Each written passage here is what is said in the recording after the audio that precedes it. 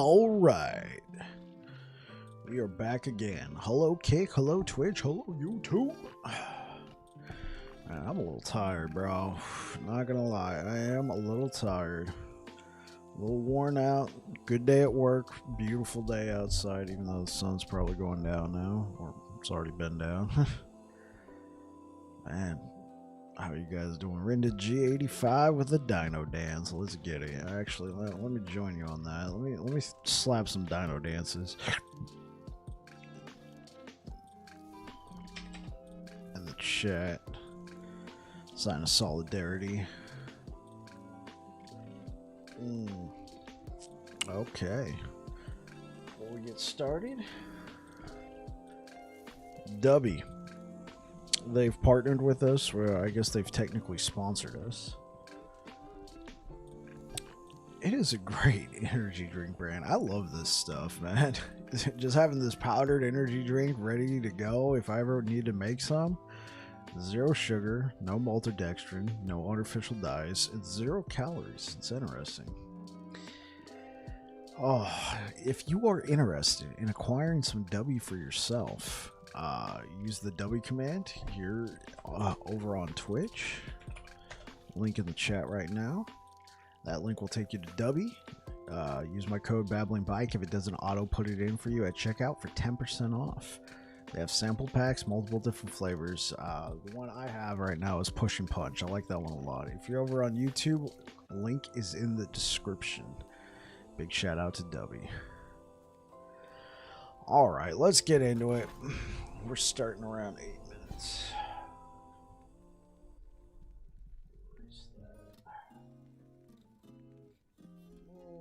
What is that? Well, let's just shoot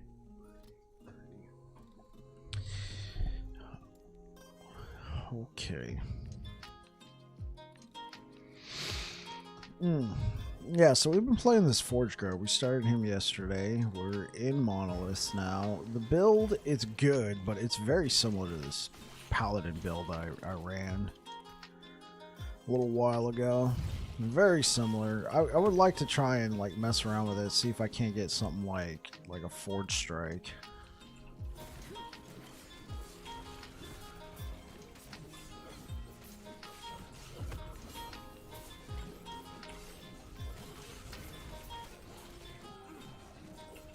But it is effective. Holy moly.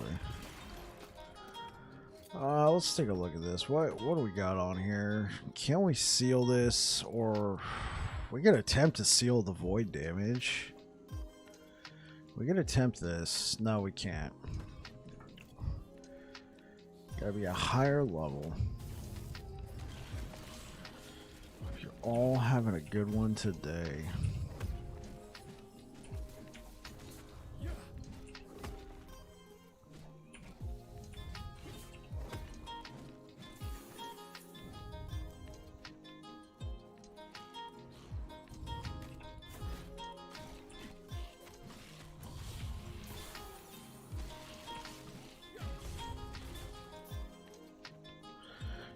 Yeah, we got some big numbers.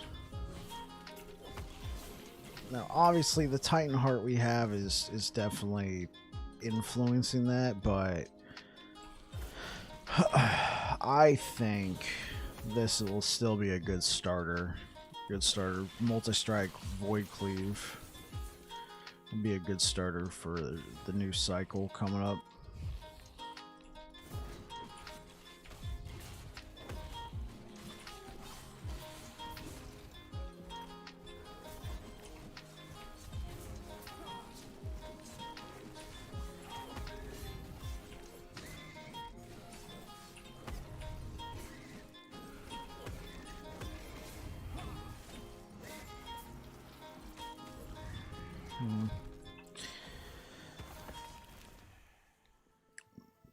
What if we, I mean, we're kind of all in on the Void Cleave right now, but what if we dropped it? What if we dropped Multi-Strike? What if we went with Rive? Because then we can, you know, fit some stuff right there.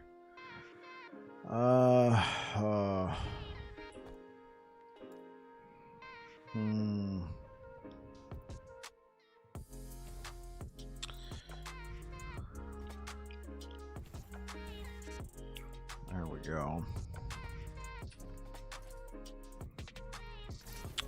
Yeah, we're not doing well on the necrotic resistance. Like I'm getting away with it right now because I have a good amount of damage reduction.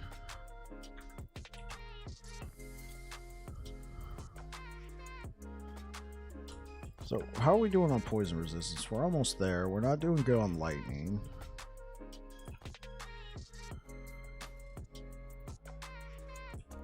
Okay, let's see if we can't chaos that fire. Critical strike avoidance. I mean, because this pair of gloves is actually not that bad with the critical. I mean, what is this? Basically, this is essentially a tier 7. We could quite possibly keep that.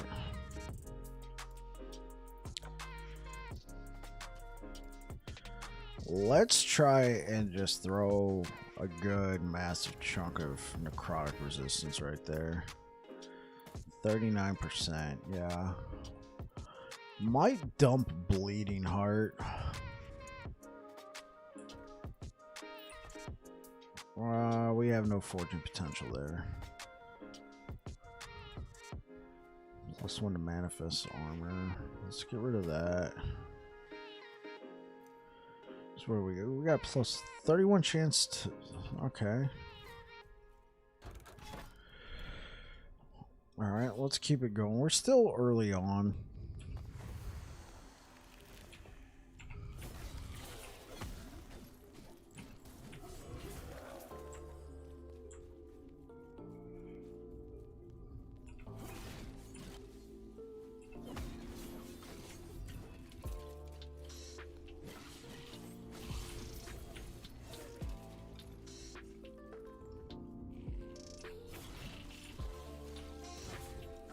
Wouldn't mind some crit chance.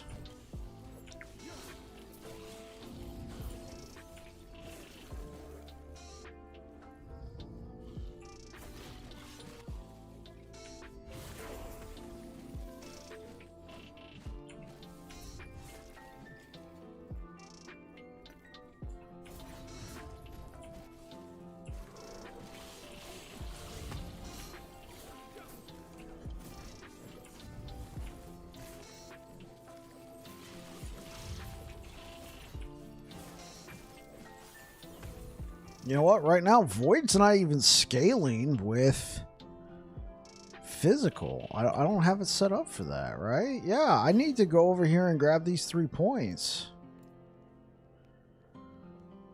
Okay. Okay, I got 4 points available to me. Once we get it leveled up. I got 4 points available to me. Okay, yeah, we can get it to scale. I mean, it's still early on. This is like, what, level 58? Level 58 monoliths. We should be good.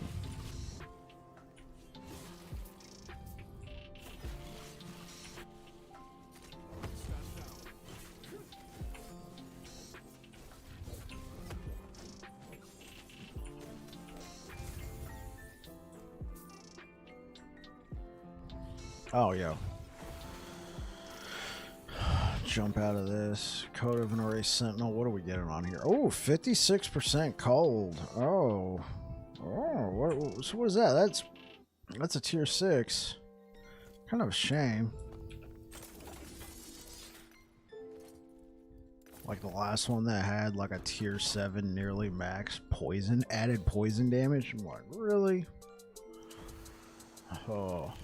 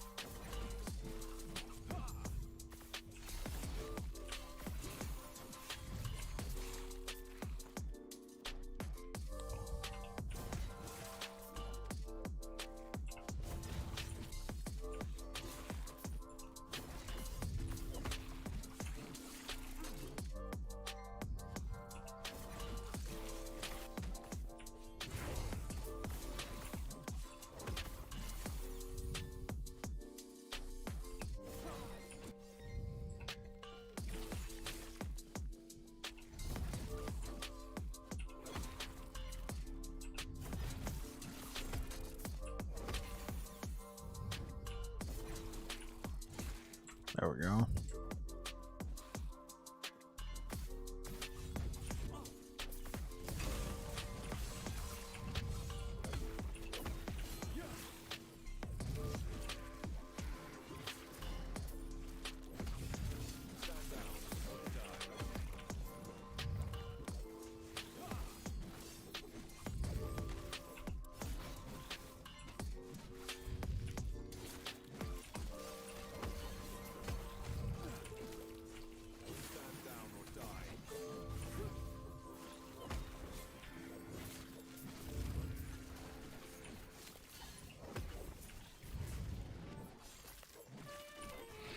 Hey, how's it going, Trox? It's going good, man. How you doing? How you doing today, sir? Hope you're having a good one. I'm just chilling.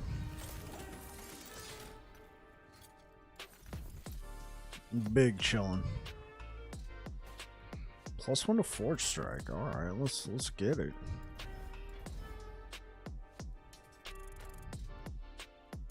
Oh, whoops. Let's get rid of that. Let's get rid of that. Odachi. Okay.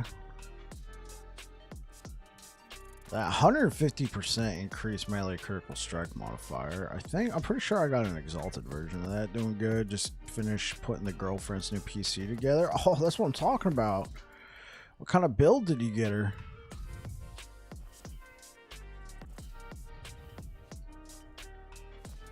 What'd you put in that bad boy?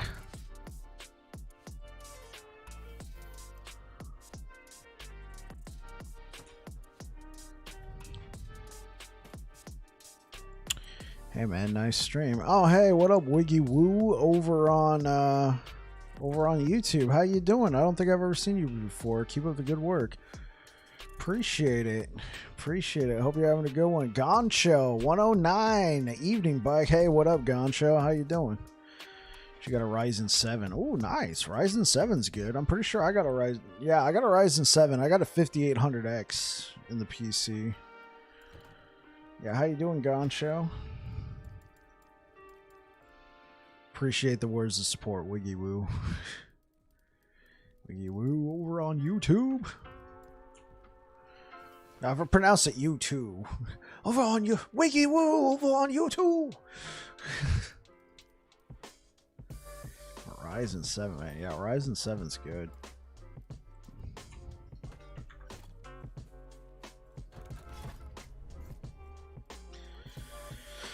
Just leveling a Forge Guard. Doing great. Just finished streaming. Saw you go live. So dinner and a chat with you. Oh, hey. Appreciate it. Thank you very much. How'd your stream go today, man?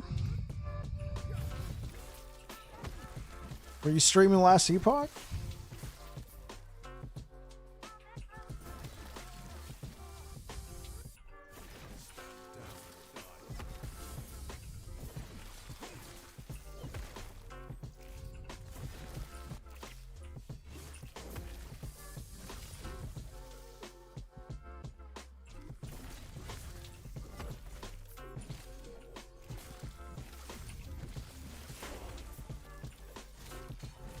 Yeah, we are leveling quick. Already level 54. Let's go. It's great. Capped at 8 people. Streaming Don't Starve together with 2 other people. Oh, okay. What's that game about? Is that like a survival game? Is that a 10,000 or 100,000 crit, man? Probably a 10,000. I'm sorry. Looking... Her CPU 7800X3D and a 7900 XTX. Jeez, her PC blows mine away. Oh man, top of the line right there. Bro, basically best of the best. Yeah, survival crafting kind of game. Oh, okay, cool. That is a nutty PC, Trox. Is she like getting into content creation? Is she gonna be doing like some YouTube and stuff? Or does she just want to play like the best like any game 4K high graphics 60 FPS? I mean, I could run, like, there's probably a couple games that you can't run with those specs at 4K high graphics, but she's going to use it to play Minecraft and Stardew Valley. Hey, you know what? You good thing? Like, I know people say future proofing is the thing. When you got a use case like that, yeah, you future proofed her PC. She's not CC. She does play a lot of the cutting, but she does play a lot of the cutting edge games. Okay, okay. Yeah.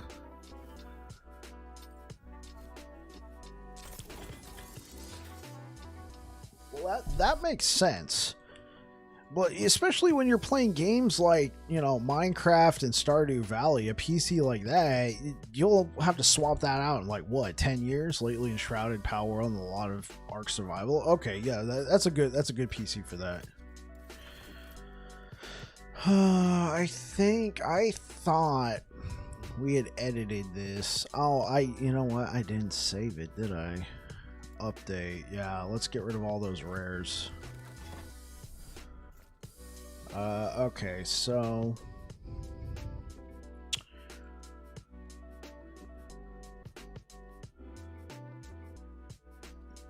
okay, let's take the 5 points here. Physical resistance when hit, but let's keep it that at 5. The strength and melee damage, this is cool, but I would probably rather invest into I'm gonna want to get to this node. This node for sure. Okay.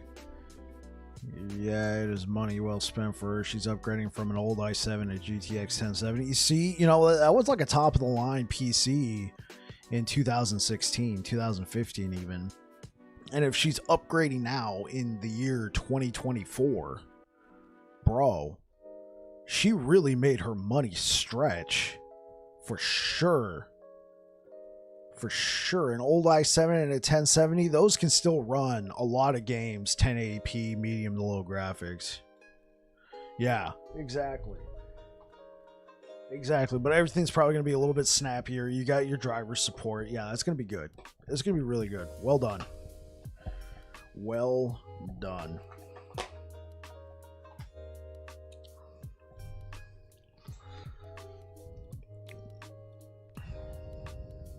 Oh, I got 8 points?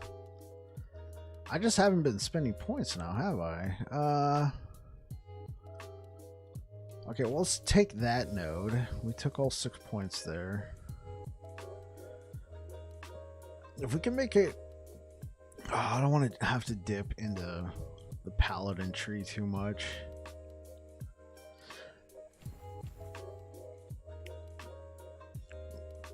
Like, we could take points here. That would work.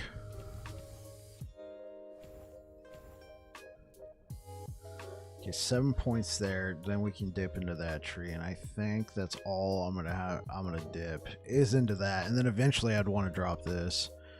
Yeah, still can run everything. No worries, exactly.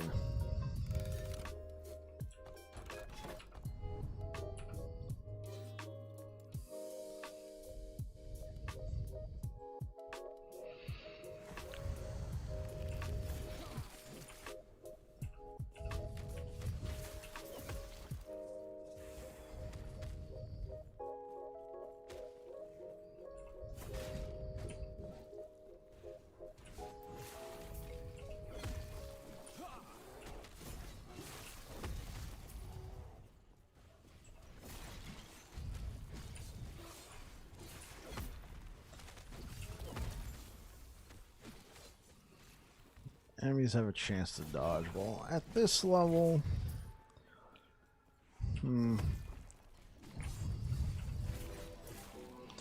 Forge Strike just feels so... I'm just not getting a lot of identity as a Forge Guard here with this build.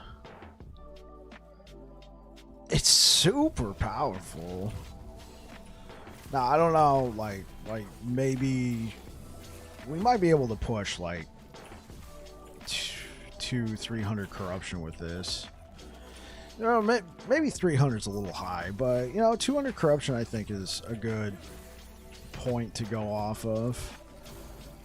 But I kind of feel like the Forge Strike's kind of just there. You know? It's not like the Erasing Strike.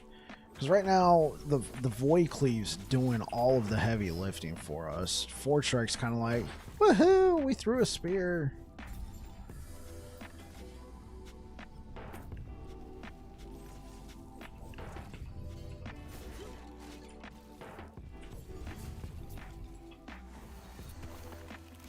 Okay. Alright, yeah, let's start working our way towards this. We want to get that physical damage. Forge Strike. Yeah, honestly, I'm just using Forge Strike to kind of buff. We can apply Armor Shred with this. You know, big whoop. We can do more damage against bosses. Forge Strike can now be cast at your target. You know what? This might actually be... This might actually help pinpoint. What do we got? We got 2... So we got +2. So we're at level 16. So we're going to have 4 more points. We need exactly 4. Yeah, so we need exactly 4. So 2 more. So that's 1, 2 more, and then 1 right there. That's 3 points. Okay, cool. Okay, because this might actually make it feel like it's useful, especially with the spear. If I could pinpoint a target and just blow them up, like that could be good. That could be a good node to use. It might actually, you know, like we're using the Void Cleave to soften them up, right? And then after that, we're just like, bam, hit, bring the smackdown. Okay, so now I'm gonna have to find a way to reliably generate mana. Yeah.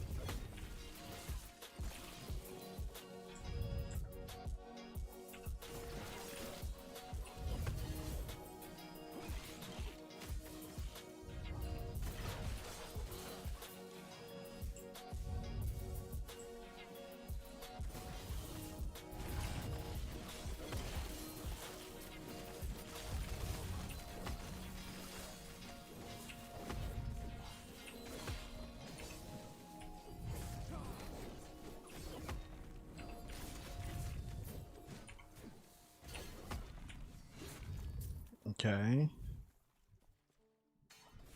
Oh, you know what? Yeah. Okay, hold up. Oh, there we go.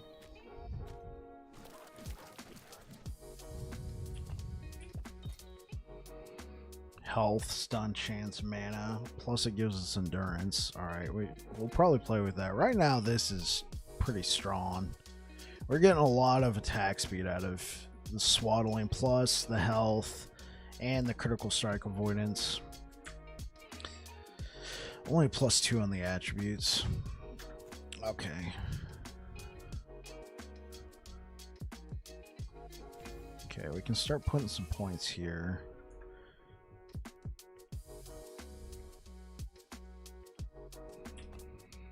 Okay. Each additional sword is replaced with smite. Smite cast this way costs its full mana cost. Okay.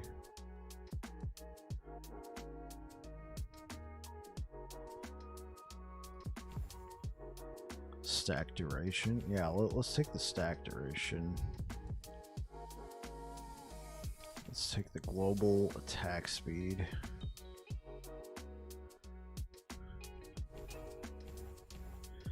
Let's take that, and then let's work our way down to that threshold.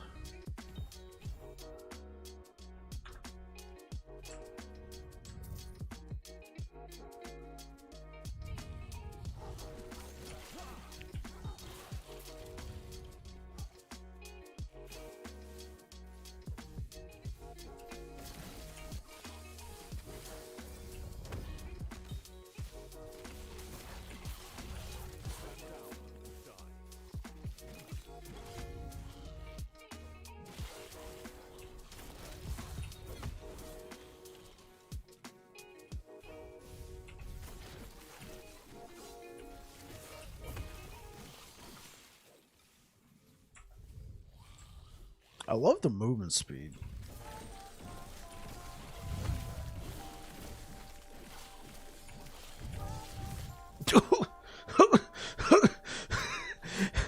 He was there.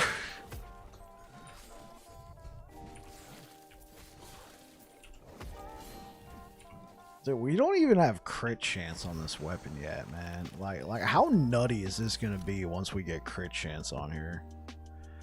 This is gonna be nutty.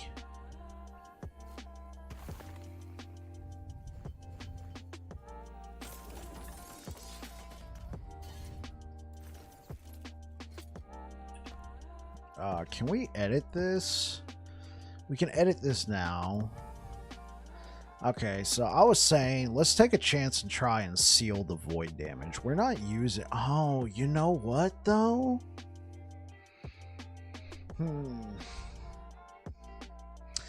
Because Void Cleave might be benefiting from that void damage. Once we go full physical, what's going to happen?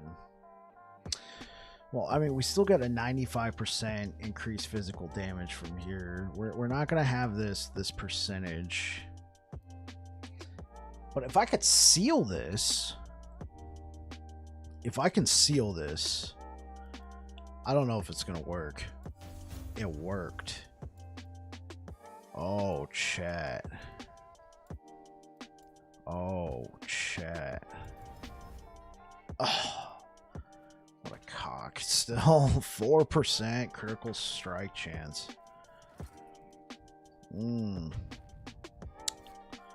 Okay.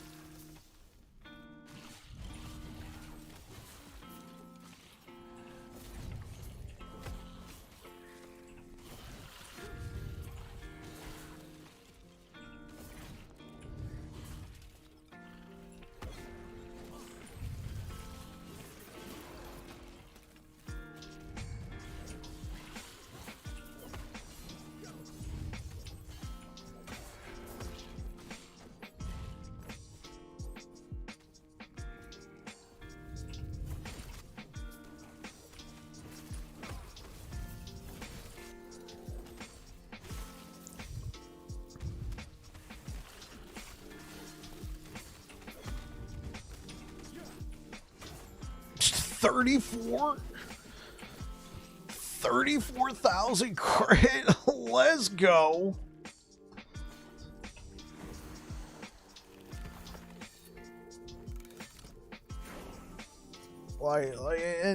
Like, look at my passive tree. Like, I did take this, all right, so that is helping, but for the most part, I've taken a lot of just defensive nodes here on the tree. I haven't even started dipping into like the percentage increase with a two-handed weapon.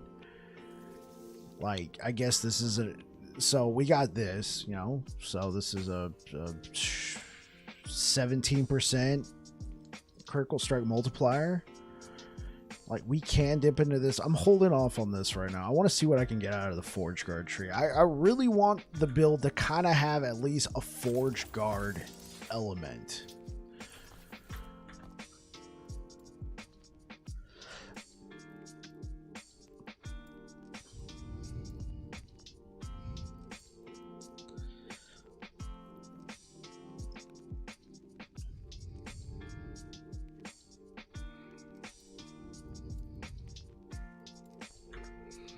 Let's add that. Because this is, you know, it's feeling kind of like the Paladin build we did, the Void Knight build that we did. It's the Void Knight build at least felt unique. The Paladin build, there's not a lot to make it feel unique other than, hey, we got Holy Aura, you know?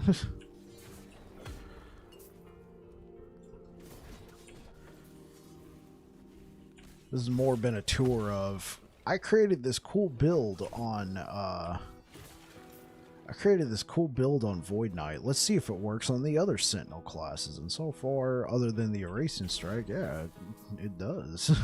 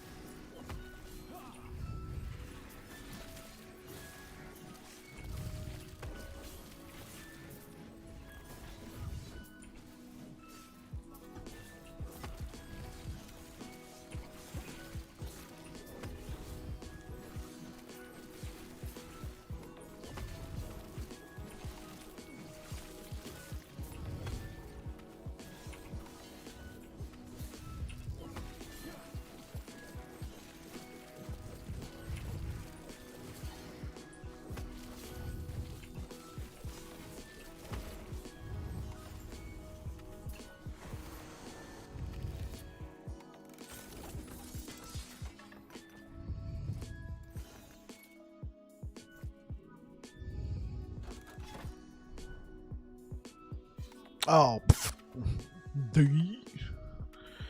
maxed out the stability. I was just like, let's clear the monolith. Let's go.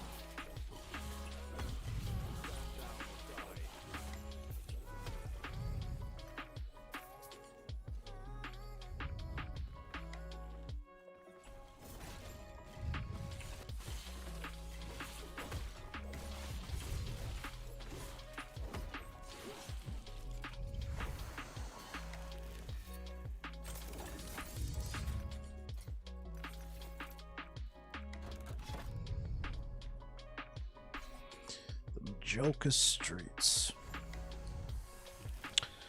check something real quick. That's what I'm talking about.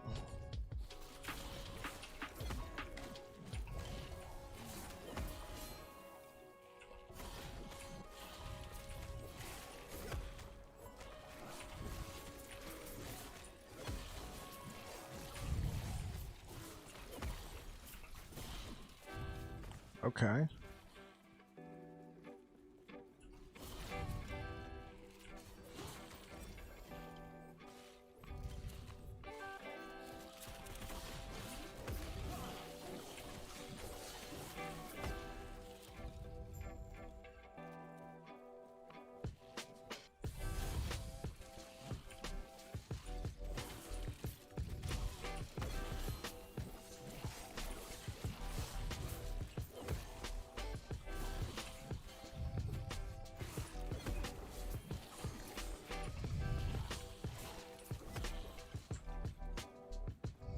Oh yeah, we gotta take the lower square.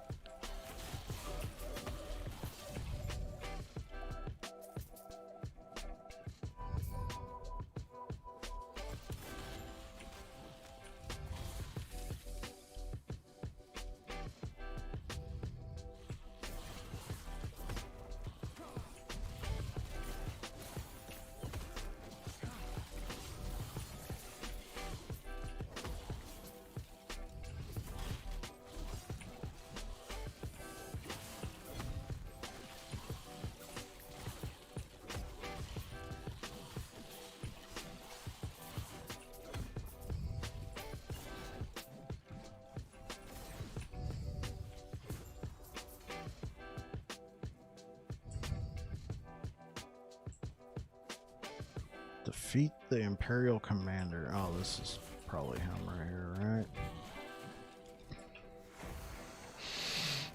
Ugh.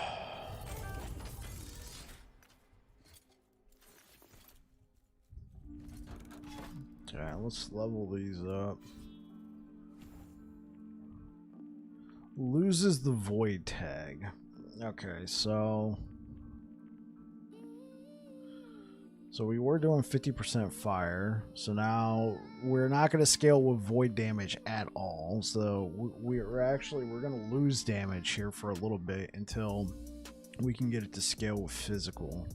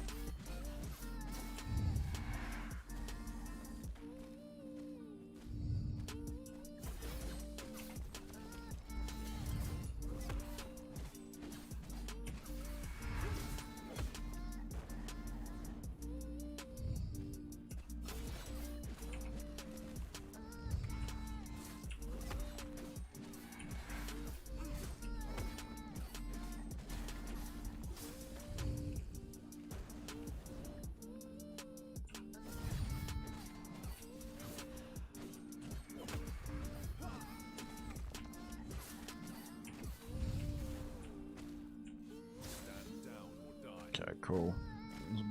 Come on out here to the middle, Mr. Abomination. Come on. You can do it. Just come out here.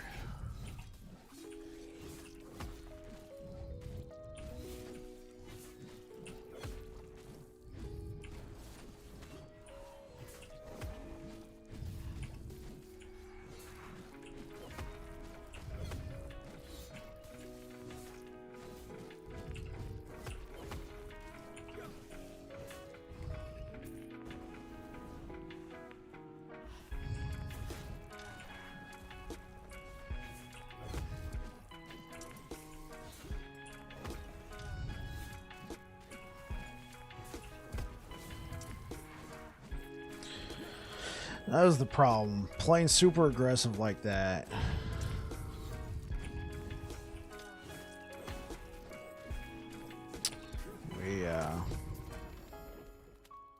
Woven flesh. Yeah.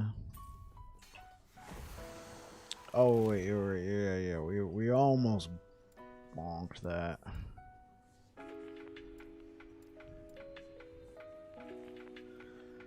Increase experience, idle drop rate, rune drop rate. Let's just take the experience.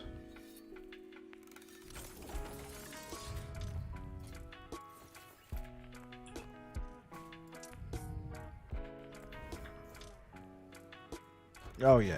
We're done with that now. Let's go up to the Black Sun.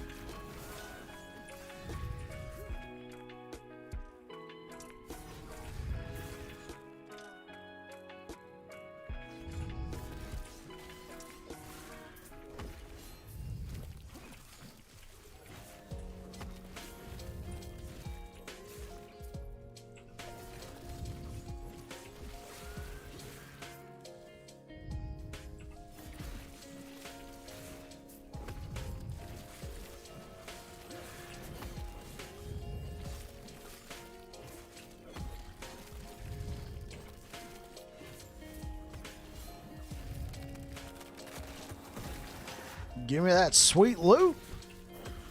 Oh, nothing? Dude, chat, look at this. It dropped one blue. The Emperor's remains.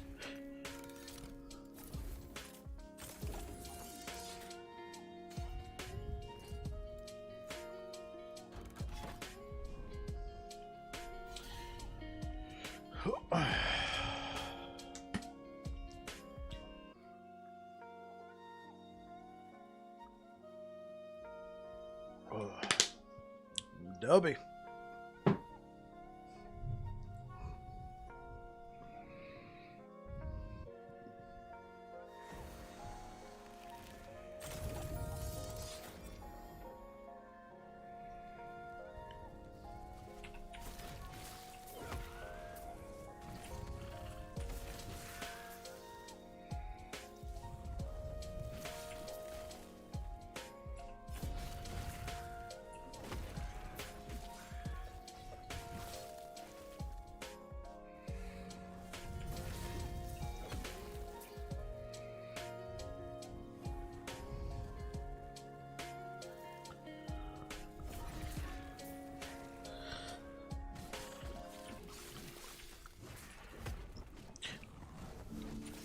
Dubby has energy, that's right. Perfect for days like this where I was tired. And that was self-inflicted.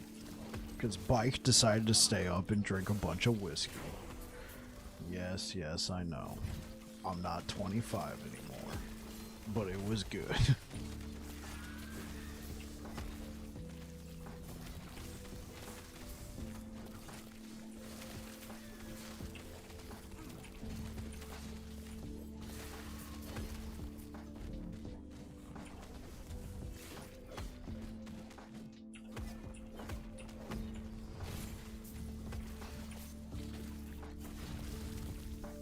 Whoo! I got the moves. Do enemies de-aggro if you walk far enough from them, or do they just chase you forever? Hey, what up, PJ? How's it going?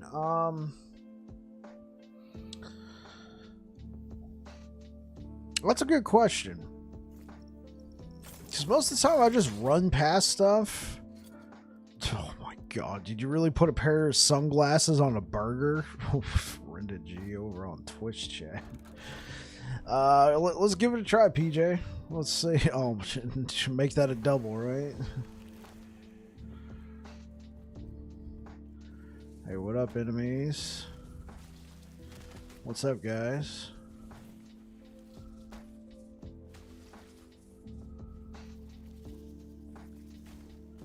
Okay, let's stop here.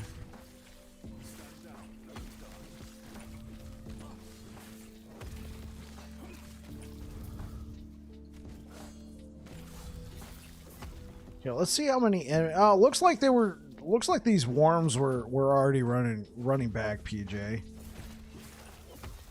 So I'm gonna say that you can de-aggro.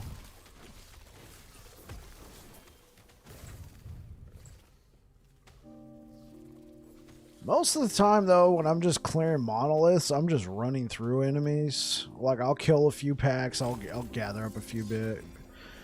Santiago Jaramillo. Hello, everyone. What's up? Is this game good?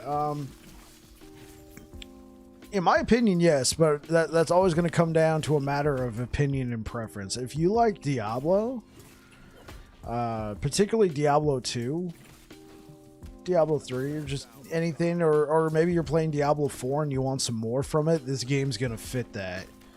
You can play through the game. You don't have to look up guides.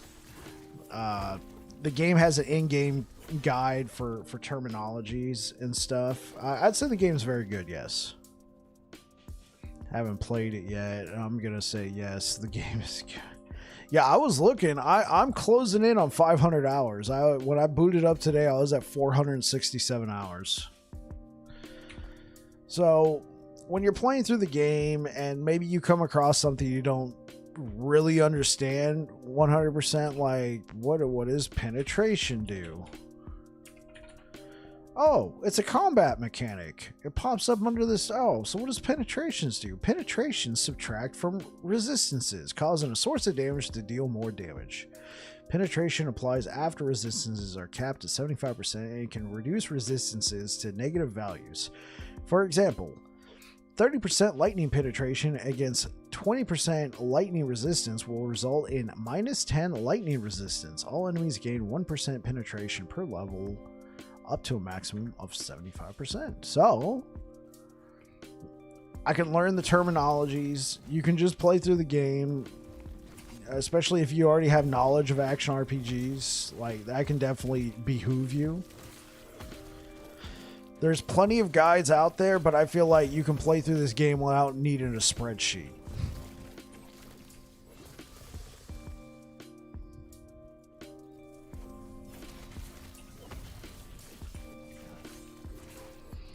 You know, and feel free to experiment, because you can respec as many times as you want. It just costs in-game gold.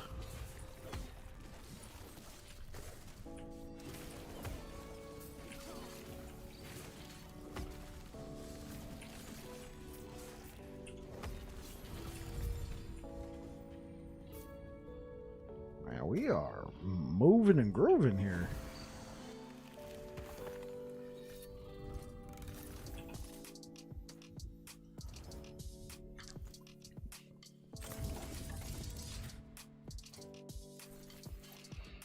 Well, look forward to it. Yeah, absolutely, absolutely. Okay, and this, in my opinion, right here, Santiago, if you're still there, this is like the shining star of the game, because you got all of these abilities. Like, and this is just one class that I'm playing, right? I have access to just about all of these abilities. I can't take that. I don't think I could take these two. Oh, well, no, I could take this. I can't take these two. And I can't take that. I can't take that. I can't take that. But for the most part, I have access to these abilities, and then I can specialize into 5 of those to make a build, right? And then each ability has its own skill tree. You can really just customize it down to the letter. So right now I'm using this multi-strike right here. You know, just a normal hitting thing. But I got it set up to where it now buffs this ability. It doesn't do that automatically. I got to spec into it, because you might be playing a build where you're not using Void Cleave right here. But I got it set up to, you know, attacking with this makes this stronger on my next hit. Now, that's just one of the many things you can do to really find synergies in the game and really flesh out and specify your build. Yeah, these skill trees, in my opinion, are the creme de la creme.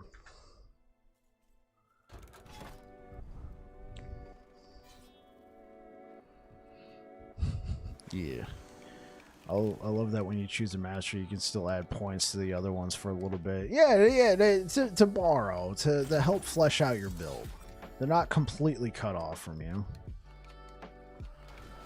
The skill trees are very in-depth. A new game every time. Yeah, exactly.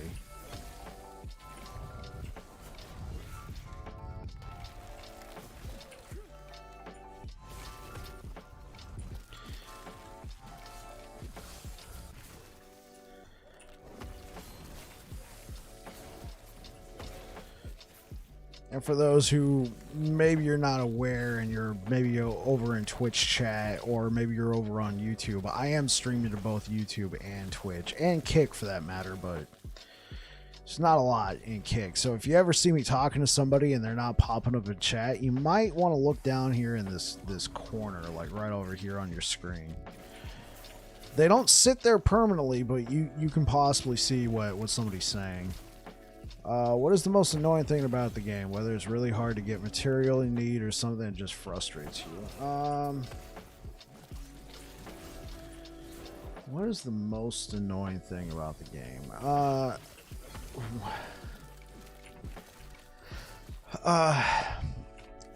I think I have an answer for you, but it's going to require me to show you what I'm talking about.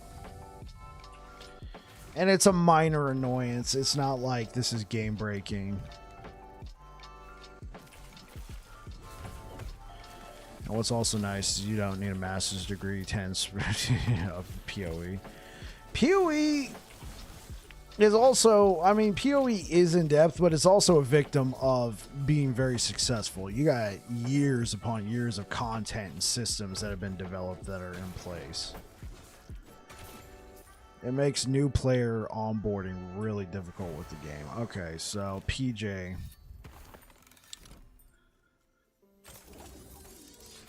I'd say the most annoying thing that for me personally in the game, the fact that it took you a second to answer is a very promising thing. I think most games people would rattle off several things fairly quick. Yeah, okay, so for me personally, PJ, most annoying thing, this is a personal, and I know other people have said it. I don't know if what I'm going to show you is going to be the most annoying. This one though is when you're creating alternate characters, you can't just straight up skip the campaign. That's a very personal thing. There's people who like to play the campaign. But the developers did bake into it shortcuts into the campaign for kind of skipping past pieces of content, but you still have to kind of play through the campaign. That's annoying to me. It's not the most annoying thing. I say the most annoying thing to me here in the in-game system in the monoliths. So right now we're doing regular monoliths, and that's fine. What's going to happen is I'm going to complete, you see all these like little branches right here. These are all their own little timelines, and each one has a little spider web like this going on that just keeps branching out. And right now it's not too bad, but once we clear all of these, they become empowered, right? That's where the game gets really good, because everything is stronger. The difficulty becomes endless. You can just keep pushing the difficulty until you cry uncle, right? But there's some things in that system that kind of rub me the wrong way. And it's when I'm playing through these monoliths right here, you see where it says new enemy modifiers, they gain this modifier. That's not too bad, but there's some modifiers that are just way more annoying than others. And some of them are almost build breaking. And it almost feels like you've kind of bricked your build if you take the wrong one and you're not paying attention. Because not only do you see like on this one, enemies have a chance to dodge. Dodge, in my opinion, is a very annoying mechanic for some builds, especially when you're doing like a 1-2 punch type build. Like you're really relying on like 2 big hits before they go on cooldown, and if enemies just dodge those hits, it can feel deflating. This particular build I got set up, I don't have to worry about dodge. Hey, Sean Peterson, thank you for subscribing over on YouTube. So, yeah, enemies have a chance to dodge. That could be annoying, but there's certain modifiers like this in the game. Like, enemies have critical strike avoidance. Because Last Epoch is a game where you can max out your critical strike modifier. Like, you can get 100% critical strikes, and you can rely on that damage. Is there a way to modify the modifiers? No. The one way to get around it is by not taking it. Because if you also see enemies have a chance to dodge, and then you see the little skull and the swords right there, there's also a number next to it. That one says 2. So I'm going to run this, and then for the next 2 echoes, enemies are going to have a chance to dodge as well. I'm a bit fuzzy on this. If the initial echo also counts, if the initial echo also counts as a usage of that, but sometimes you're not paying attention and you take one of these and it just feels like your build got broken, and not in a good way. And so you have to really pay attention to kind of get around some of these modifiers, because some other modifiers are not that bad at all. Yeah, my understanding is the initial one counts. Okay, so for this modifier and the next one, and whatever echo I run after that, enemies are going to have a chance to dodge. So the 2 would be the initial and the one after. Oh, okay, cool. Thanks, Trox. Appreciate it. And there's like some other modifiers that, you know, enemies have a 12% chance to slow, you know, big whoop. It can get annoying. You know, what happens in the end game, like in the really deep end game when you're really pushing the difficulty, some of these modifiers will stick around for a while. Hey there, very cool to come across your channel. I just started playing Last Epoch. You're loving the game. That's what I'm talking about, Sean Peterson. What's your class right now? What are you playing? I know there's a lot. I mean, you got 5 base classes, but each class has 3 masteries. So it's like the modifiers on a D4 dungeon keys, but you can't just throw them away and get new ones like D4. Right. You can't throw them away, but you can also be like, oh, I just saw the enemies are going to have a chance to dodge. I'm not going to do that one. I'm going to do this one and go across here.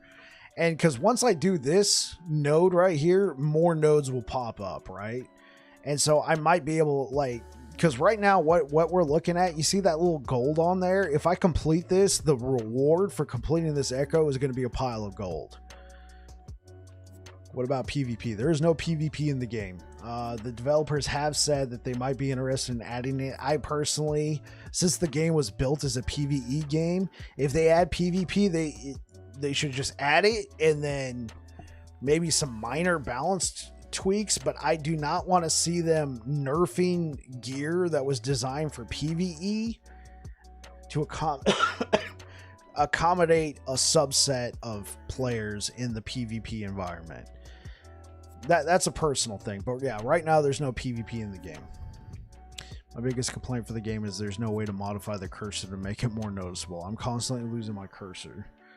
You're playing a necromancer. Hey, that's what I'm talking about, Sean Peterson, man. Are you going for like that full zoo? You got like the skeletons, the skeletal mages, the golems, the dread shades, the volatile zombies. I mean, you can get a ton of minions in this game. You can really just have yourself a veritable army. I feel like I've seen people edit their cursor, but yeah, it's not built into the game. It's like a mod or something. Anyway, I'm gonna keep going down here, but yeah, PJ, to answer your question, that's what the most annoying thing is. And honestly, that just comes down to discipline as well, just making sure you're reading this instead of just shotgunning your way through the game, just picking whatever and going from there. Okay, let's keep going.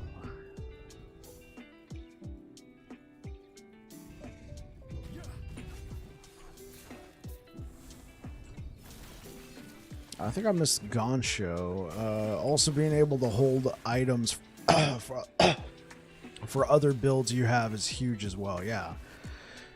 So I think what Goncho means is, well, he means exactly what he said, but there is no like loot 2.0 like Diablo. You will find items for other classes playing through here. Yeah, all kind of minions running around. Yeah.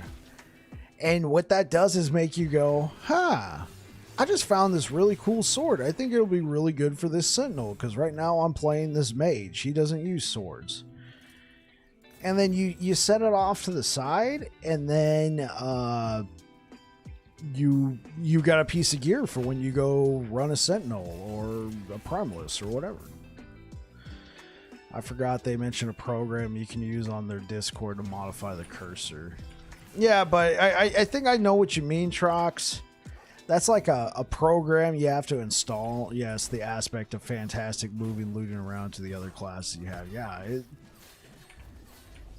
I agree. I found like all this cool loot for Rune Master, which is a mastery of the mage class. And last week, I booted up a Rune Master. I got to the proper level. I was able to use this gear that I found, and I had a massive leg up. As opposed to just starting a Rune Master trying to find my own gear. I already had this gear sitting in my stash.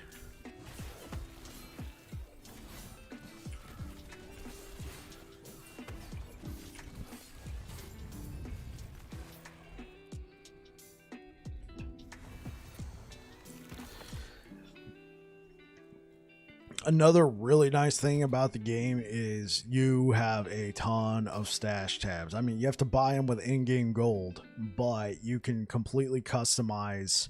So right here, I got Paladin, and then I made a category for Paladin, and then I put some stash tabs, and I named them shields, gloves, rings, amulets, boots, chest pieces, so on and so forth. I even got other builds I was doing, like, hey, this is a physical paladin. I put a bunch of gear in here that would help if I was playing a physical paladin build. More use for gold would be great. So Goncho, what do you think of the dungeon, with the vault that you can just keep slamming gold into it? Have you run that one yet? I think it's the Lightless Arbor. It gets wild, man. I'll go in there and I'll drop a couple mil on a vault run in that dungeon. You have not, dude. You got to check it out. If you got keys for the dungeon, check out the Lightless Arbor next time you're playing Last Epoch. You have a main class, you're running a few different classes. So I'm playing different classes just to try them out. My main class is Paladin right now. So, or I guess you could say Sentinel. I love the Paladin mastery. So this build I'm running right now, I'm playing as a Forge Guard, which is a mastery of the Sentinel class. And I'm using a lot of abilities that most typical Sentinel builds have access to. The only unique Forge Guard ability I'm using right now is Forge Strike. Everything else I've taken on my Paladin and Void Knight. Yeah, you love the stash tabs? Yeah, for sure, man.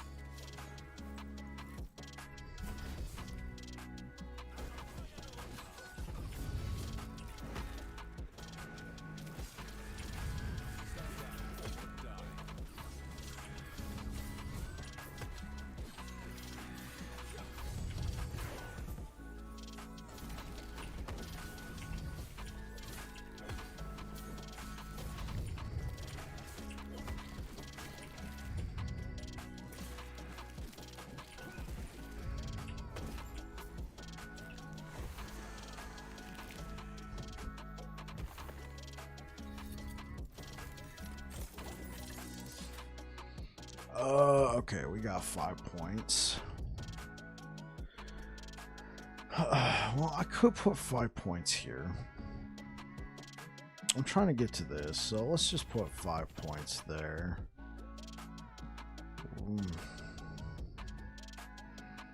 We could put like 5 points here. Right, additional armor each hit you've blocked recently. That's nice. Lead chance. Armor damage taken by attack. Oh, thorn mail. Okay, cool. This is what I want to get to. Crushing blows. You have increased mana regen in your melee and throwing attacks. Deal increased damage based on their mana cost. Oh, okay.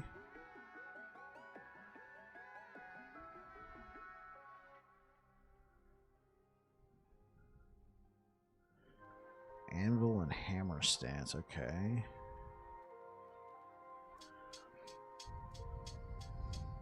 Strength, increased health. Ooh, this could be nice. Increased throw and attack, critical strike chance. Okay, we're not doing that. Armor with the shield. Increased melee critical strike chance. Ooh, duelist. Ooh, this is gonna be a fun tab. Oh, ho, ho, ho.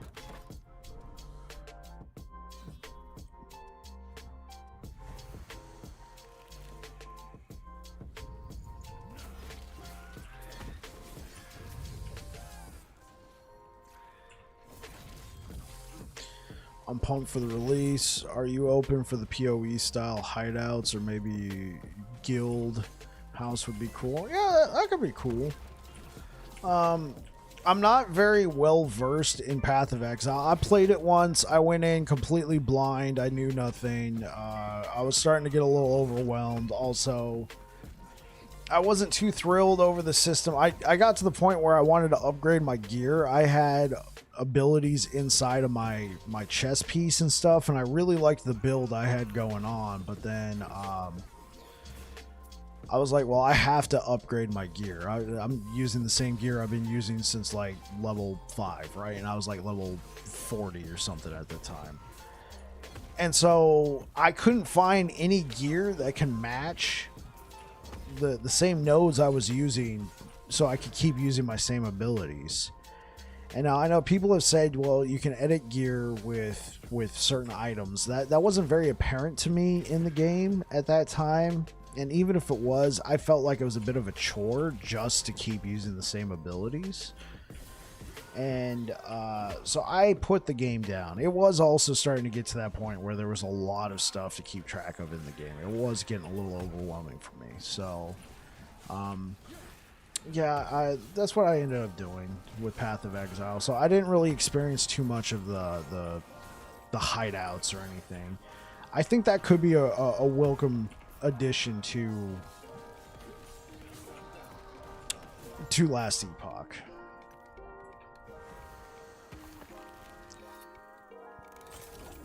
I think like some sort of guild could be nice, and something where the guild actually makes sense.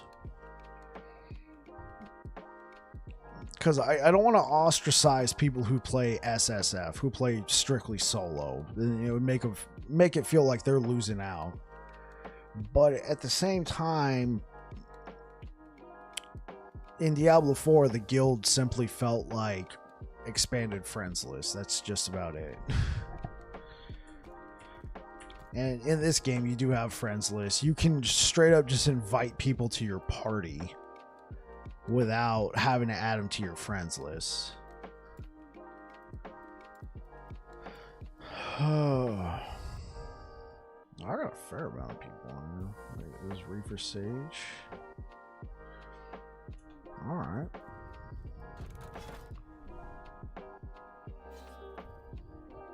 PoE is very overwhelming. We need third-party software to help. That is why I like this game for the first-timers, but complex for the hardcore styles. Yeah, for sure, for sure. It's simple enough you can play through, have a good time, play through the campaign, play through the monoliths. And then you got to start using your noodle when you get to empowered monoliths. There's definitely been builds and stuff where it's unfortunate, but they kind of breeze through the game. They breeze through the monoliths. They get to empowered monoliths, and they're just getting whacked. But I mean, that's what empowered monoliths are for. They're for, you know, really testing your build and upping the difficulty. And there's no law saying you can't just keep playing regular monoliths, but if you want your good loot, you gotta get that from the empowered monoliths.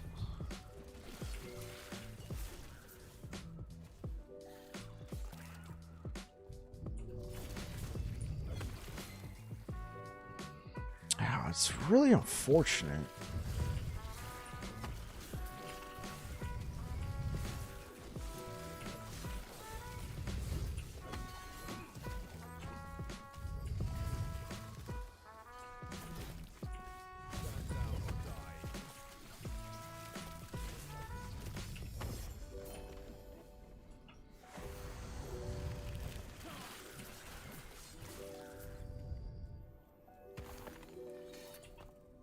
How close are we to a level up? Oh, we're kind of a ways away. Oh my word.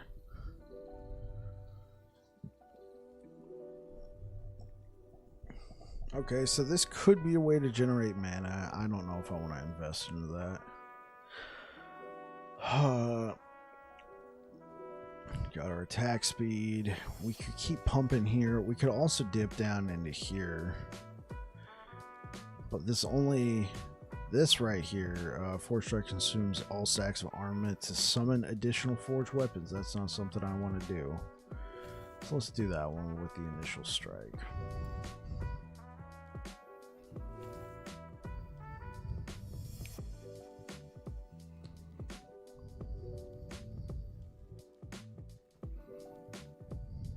Okay. I don't think I've ever taken a look at this node before. Killing an enemy with lunge resets the cooldown of Void Cleave, Erasing Strike, Forge Strike, and Judgment. That's interesting. I've never used that node before on lunge. That could get nice. Of course, it relies on you having to kill an enemy. If you're fighting a boss, you're kind of up a creek, but could make fighting larger groups of enemies a little bit easier if you can pinpoint the enemy that needs to die. And then you get your cooldown back. Interesting, interesting.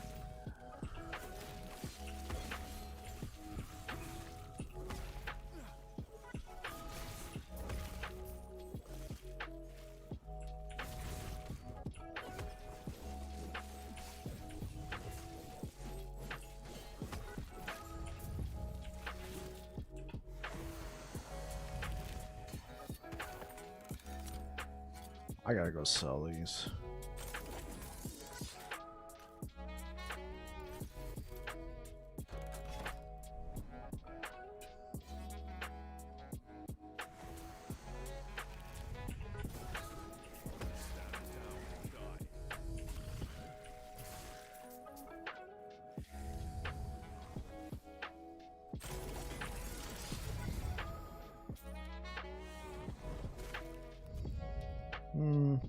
No. No.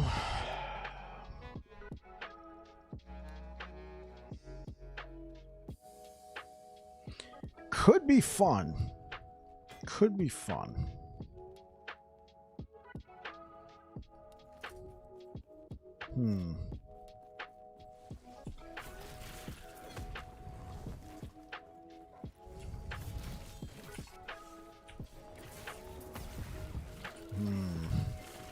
It's got me thinking. It's got me thinking.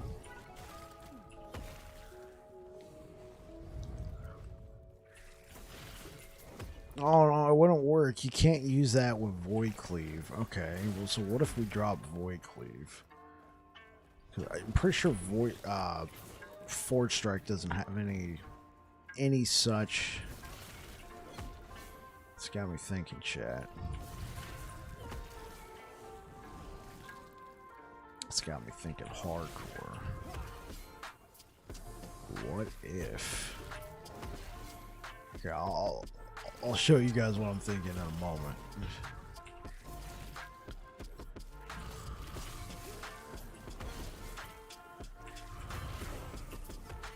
Level 60. We were like level 54 when we started. Let's go.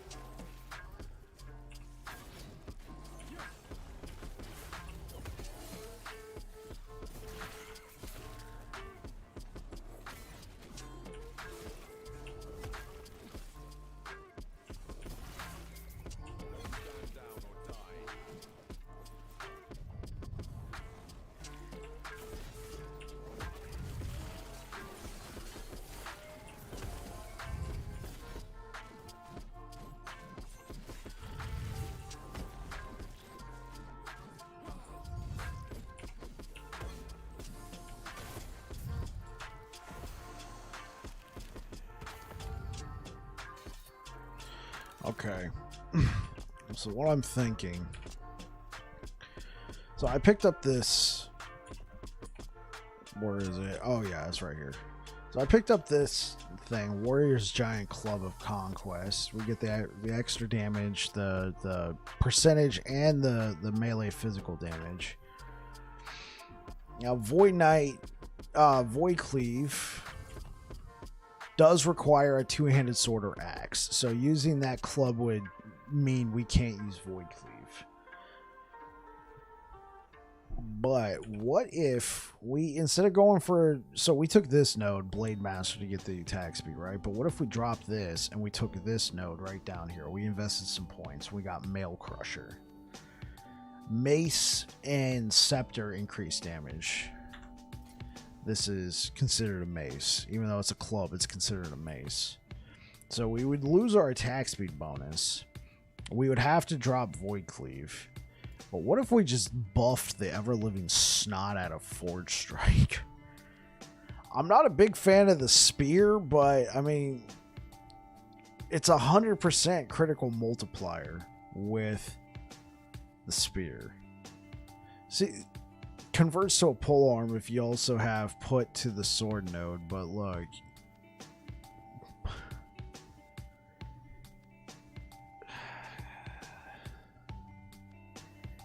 you can't crit with this. I don't know why. Okay, maybe we should. What if I did invest into this? What if I did invest in this? I feel like it would be disjointed. At least with this we can crit, but converts to a polearm. We get more attack speed,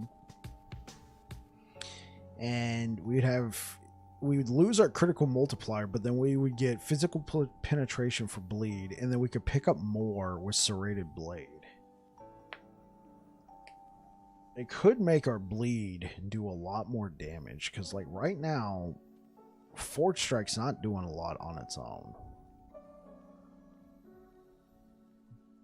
But we are applying bleed, and we are using the bleed. Okay, this has got me thinking. All right, chat, this has got me thinking. I'm like, what if? And at this point, like, what do we got to lose, right? Let's use Rune of Discovery. All right, let's just break that down. And 81% increased damage over time. Rune of Ascendance, go. We got Pebble's Collar. Oh boy.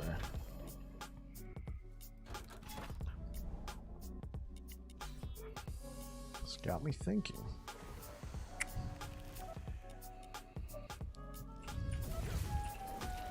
We just turned Forge Strike into a massive bleed machine. I feel like it would be kind of a disjointed build, not gonna lie.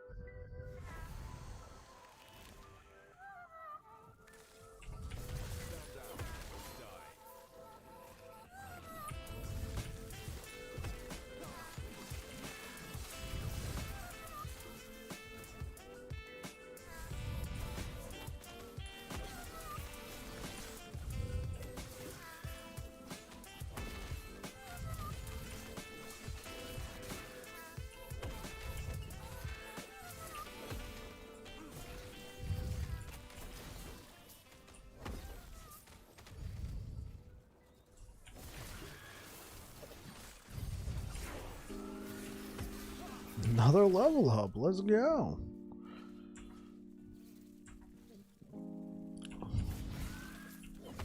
Slay enemies to lure out an ambush. We haven't done that already?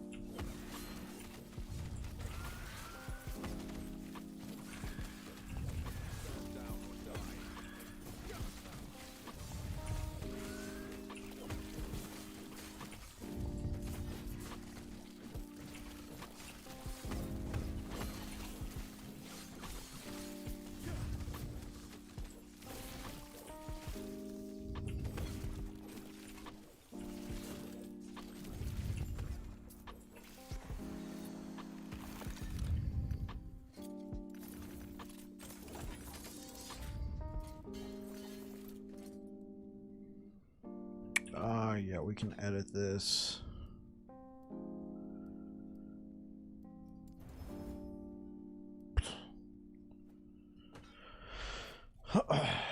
Alright. Let's see, what level do we have to be for apathies?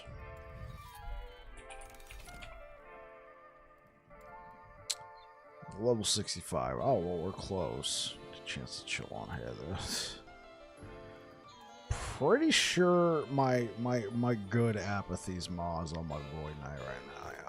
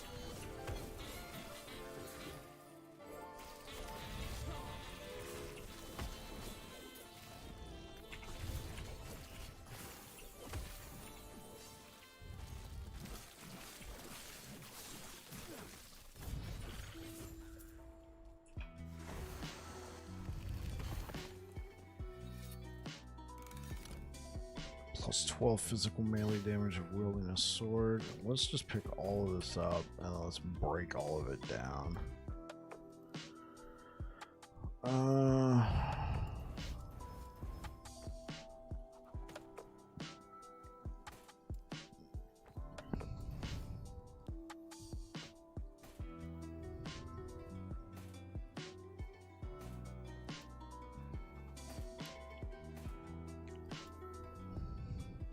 And again, when you use vengeance and hit at least one enemy.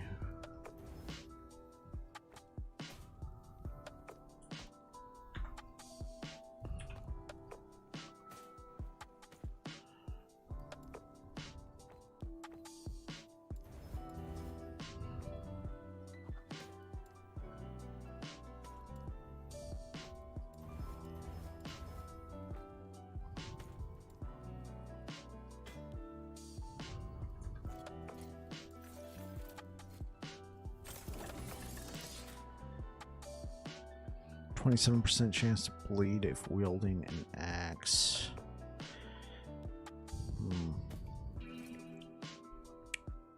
I think this is fine.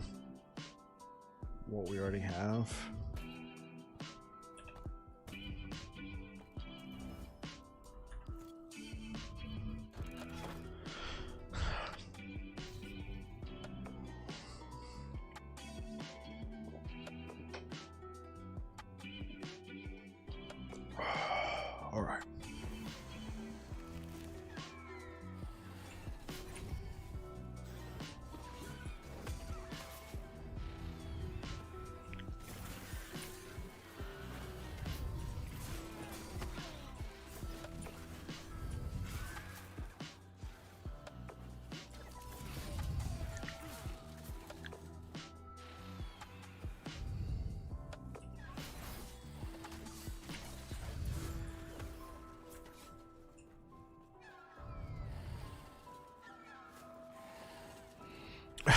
Evening Lord Bike. Hey, what up, Colonel?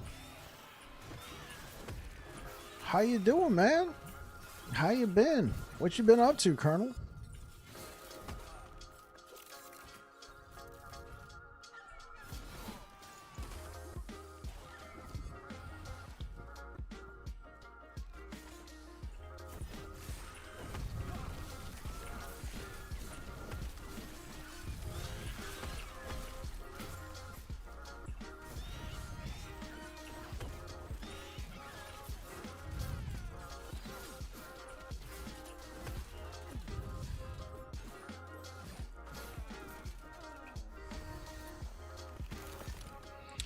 Gotta run. Talk to you later. Yeah, talk to you later, Gone Show. You take care, brother.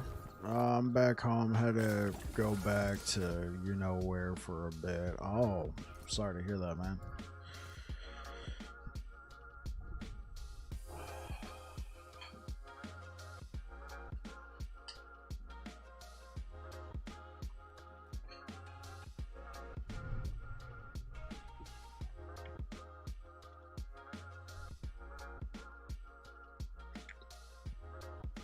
Yeah, go ahead, Colonel.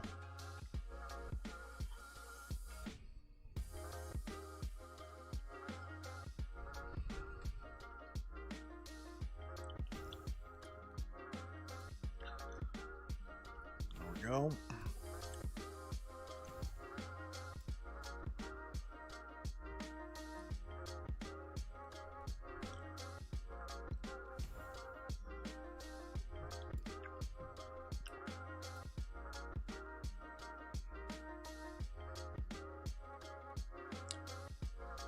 But it doesn't actually gain the physical tag.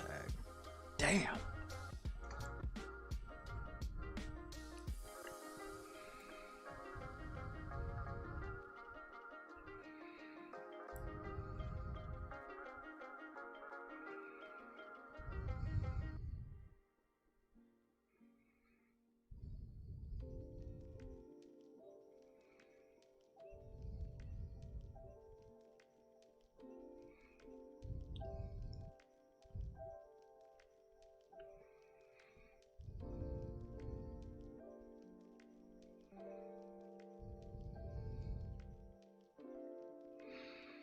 Code 1.0, if I'm not interested in leaderboards, is there a reason to play cycles, or is there major content in cycles that is not in the Eternal? No.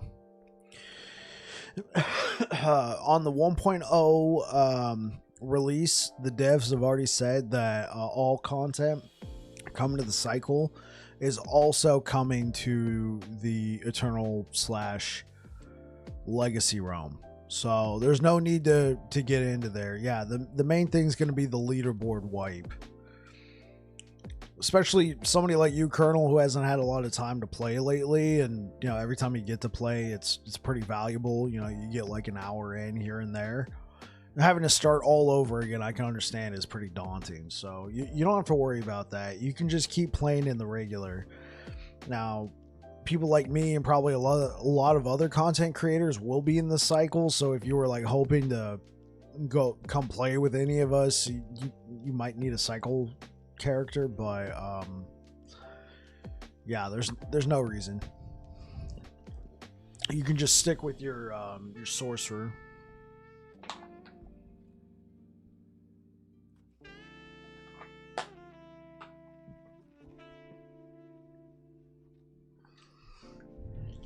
They did say eventually down the line they would probably make cycle specific mechanics that would only be available in the cycle, but for at least the next 4 cycles, I'm kind of throwing that number out there, but for like the next 4 cycles, don't quote me on that number.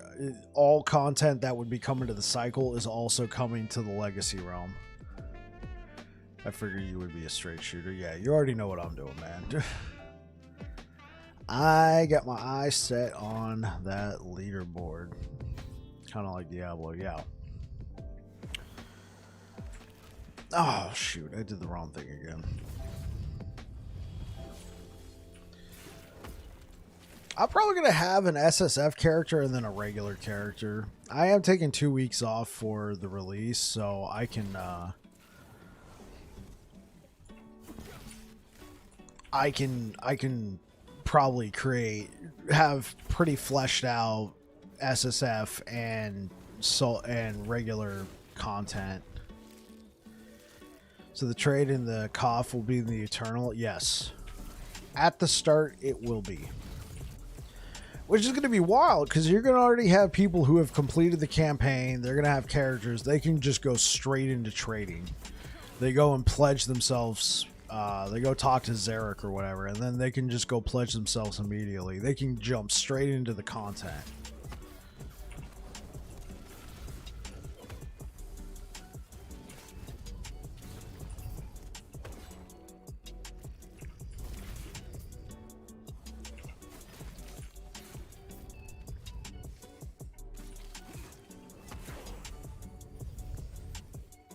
Now, obviously, you're trading. If you're joining the Merchants Guild, it's going to be restricted to the Eternal Realm. I believe that's my understanding of it. But you're probably going to have access to a lot of items. Is the aspect that campaign has to be done? Yeah, but if you've already completed the campaign, you're good to go. I think it's in Chapter 9.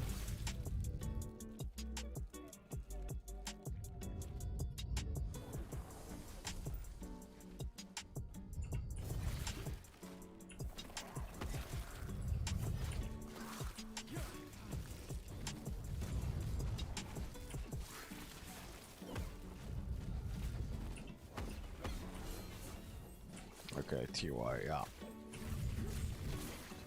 Yeah, so you'll just boot up your character, jump to that section of the campaign, find Zarek, and have a conversation. You'll be set.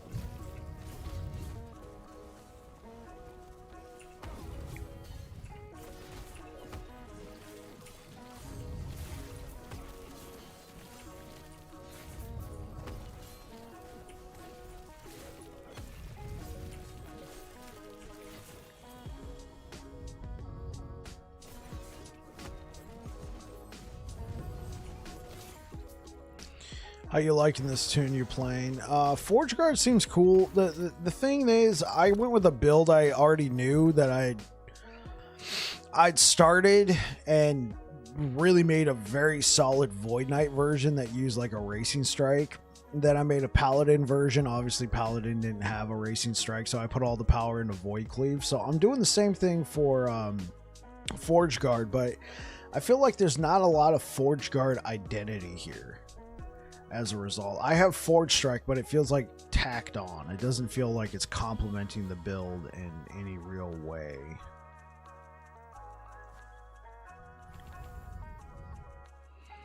Put 5 points here. We can get to that and max that out.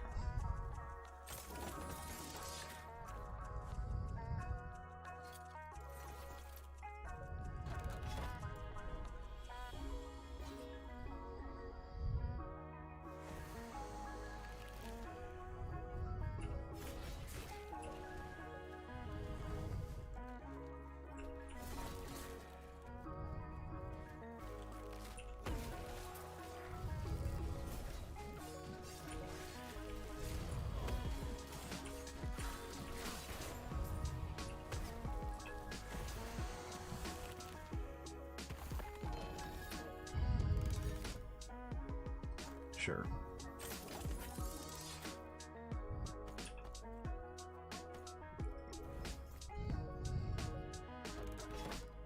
Yeah, it was a maxed out timeline.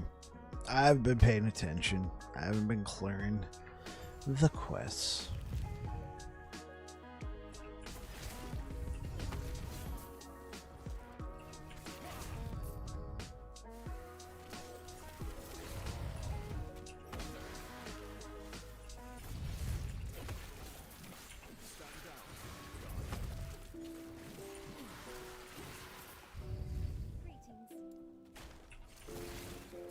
Get out of here! Run!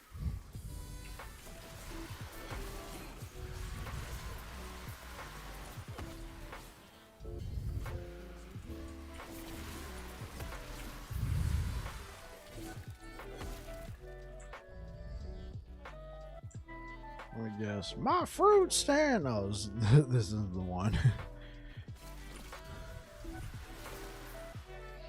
One of these guys, I don't know if it's in this timeline quest, but he's like, my fruit stand.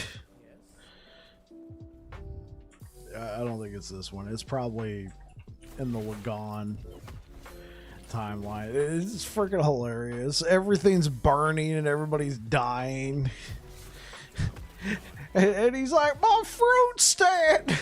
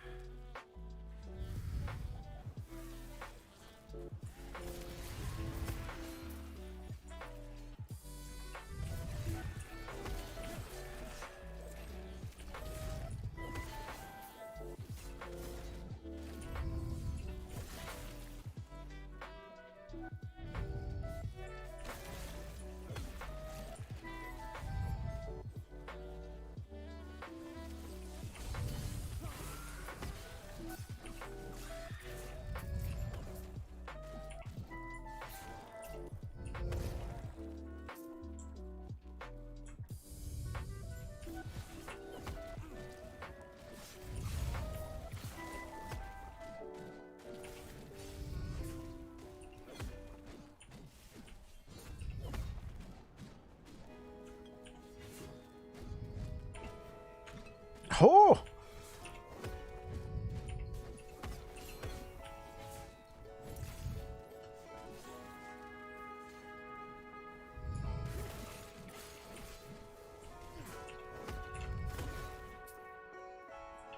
Hey, what up, Marvel Man? How you doing? How's the move going, bro?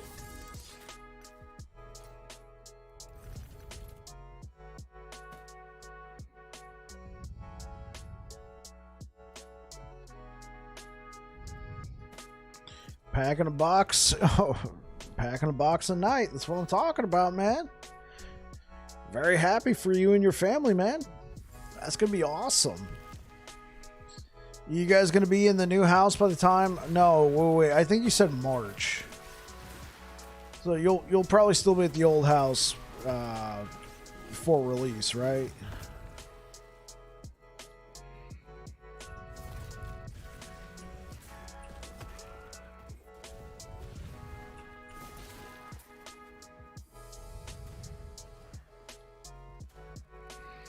Three-fourths. Oh, okay, March 4th. You'll be here. Yeah, dude, it's gonna be exciting, man.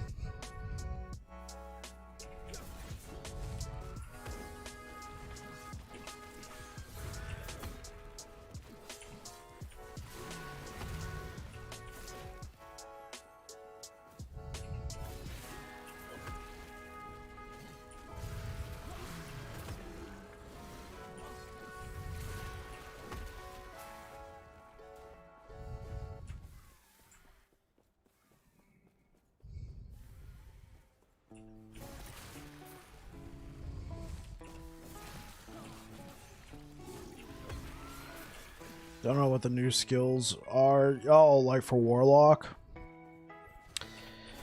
They released a bunch of videos on that. I wasn't a big fan of the drip feed. It was so many videos for me to keep up with. I just didn't have enough time. I checked out some of the stuff. The Warlock looks cool. I think Falconer is around the corner.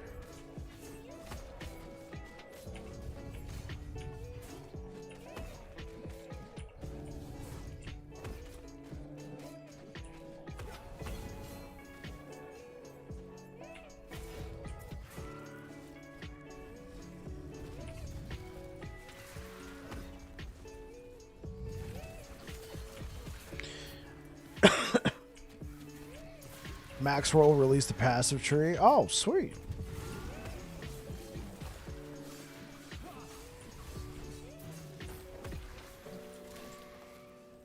Are they taking the same drip feed approach as they did with Warlock? They're releasing like a section every day.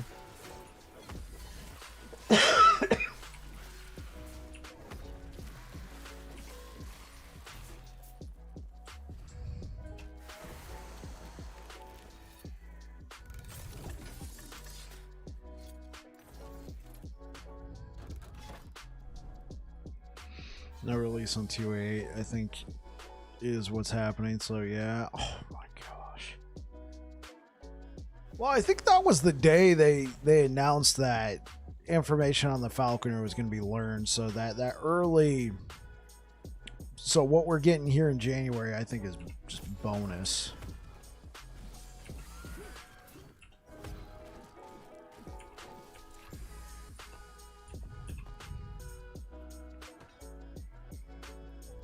Oh, level 65. What level are we? Well, we're level 64.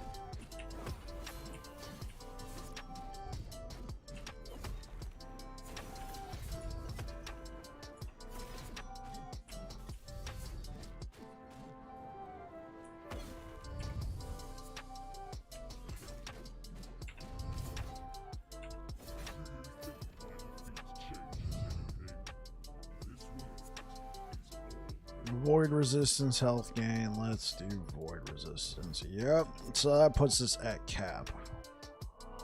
We just need the lightning one now. And we can probably get that from here.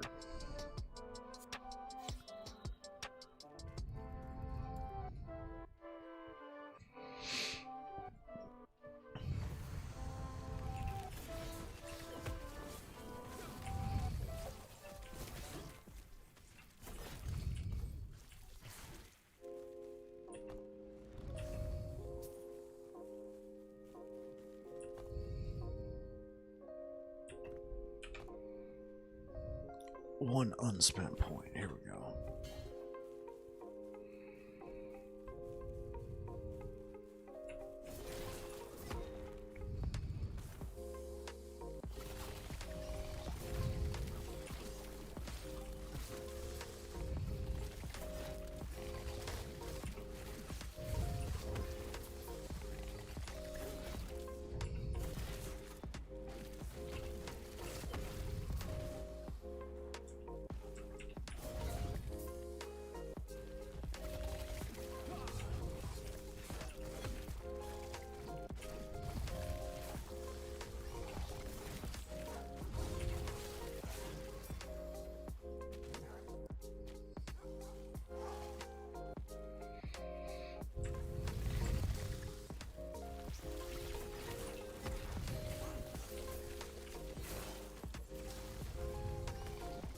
Bug City, man. Scarabs everywhere?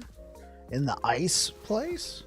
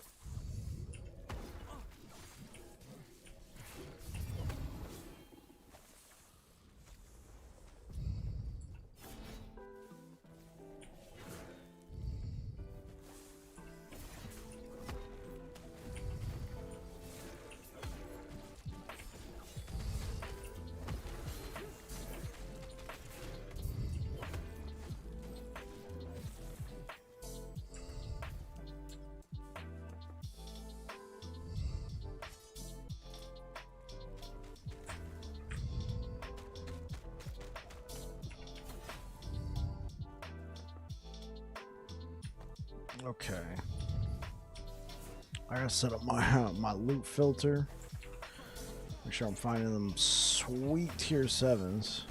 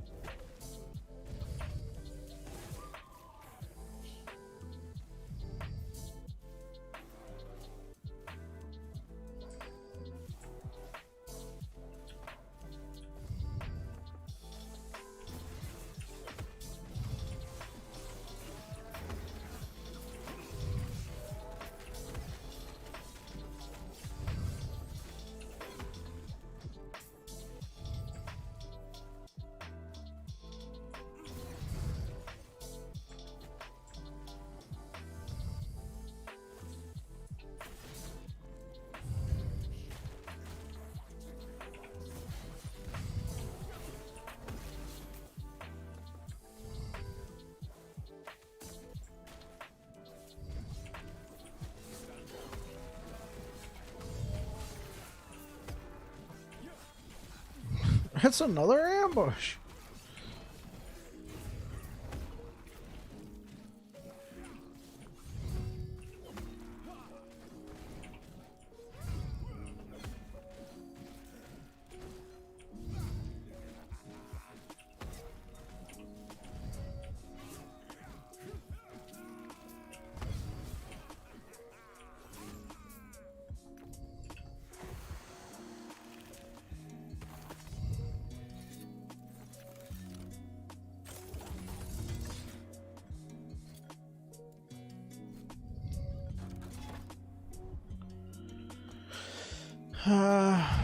We did get some necrotic resistance on that. That's cool.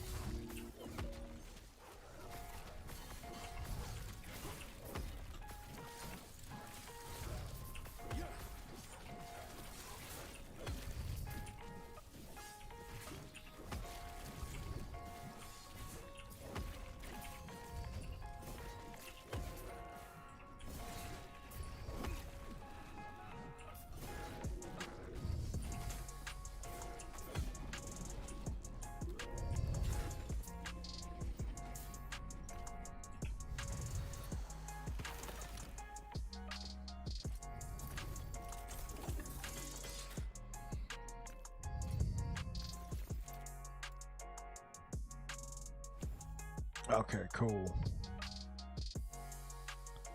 Now I can start. Now I can put 8 points into this.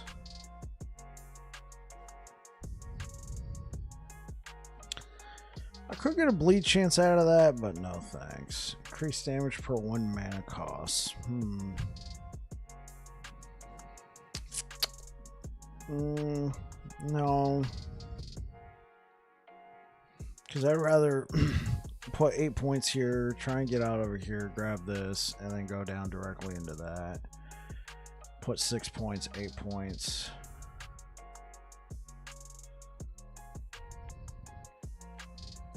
Oh, yeah, then I'm going to have to go into that. 6.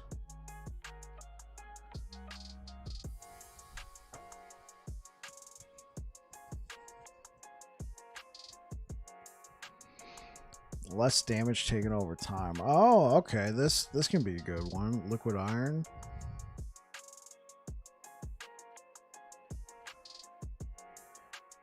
And then you have increased melee damage for... Ooh, this could be increased melee damage with a two-handed mace. Increased melee bleed chance? No, we don't need that. Sword melee attack speed. This is cool. I could certainly see myself taking this if I was using a sword. Yeah, okay. So then we could take that. So let's see, 8 points, 6 points, 8 points. We may not have enough points for this. We might have to... Well, once we push out, we can possibly take some points out of this.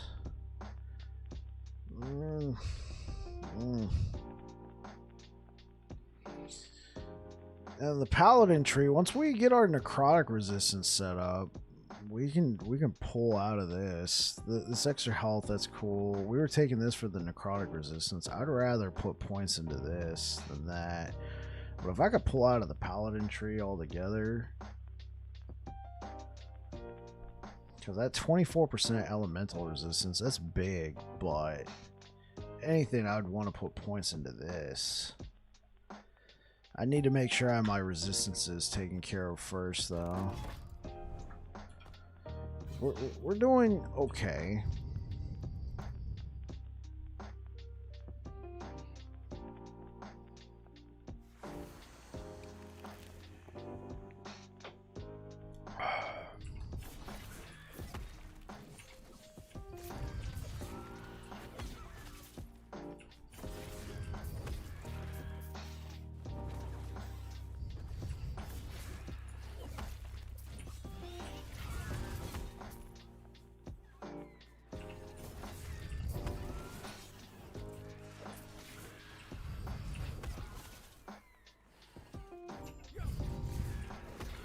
You use idols primarily while leveling, or do you use gear?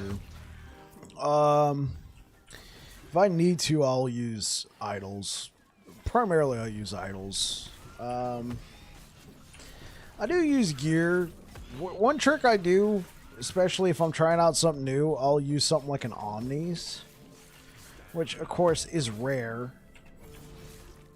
You can only find that from Orbis at 200 plus corruption, which means you have to be in empowered monoliths. But Omnis is like a fantastic way to offload some of your resistances. You know what?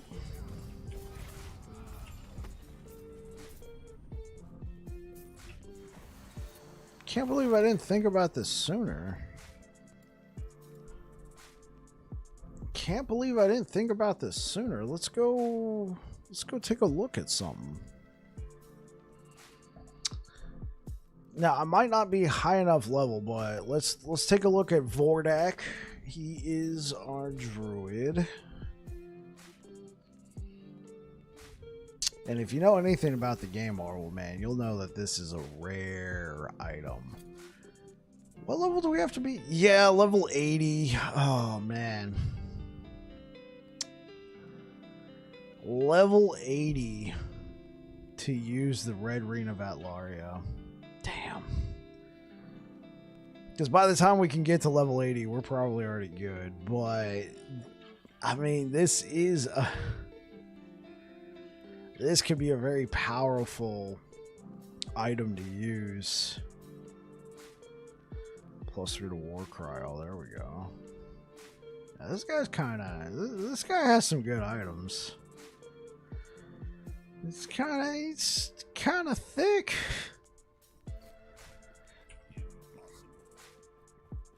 Well, let's look at this real quick.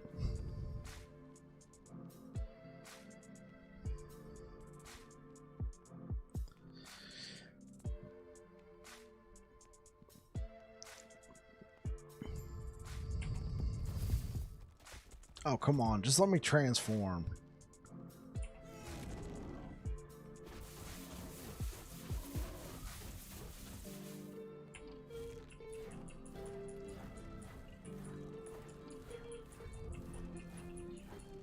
Yeah. Yeah, but like, he can attack really fast, man. Yeah, season start, we're not going to have Omnis. We're not going to have Red Rings of Atlaria. Idols will probably... Because finding resistance idols is pretty easy, so you'll be able to offload a decent chunk.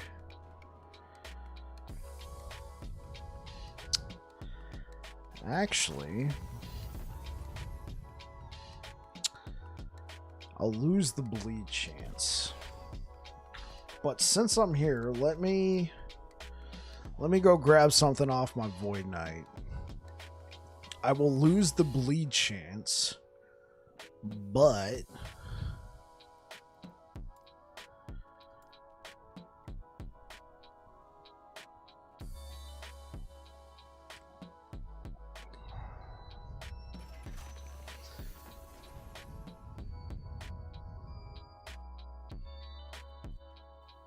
I'm thinking about some stuff.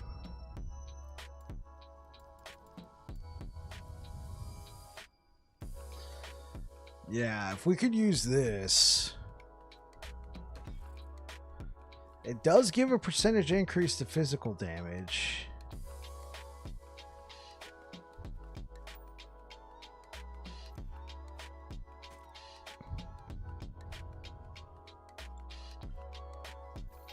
What is this? These are all like echo skills, right? Critical strike avoidance, stun chance. Move that over there for now. Sundial, yeah. Could be good.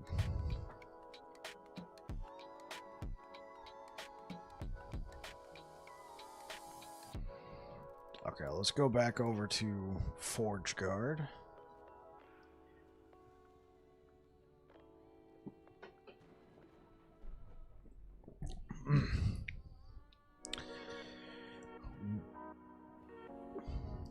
So Marvel Man, I don't know what you're going to be playing, but I'm going to be playing Paladin.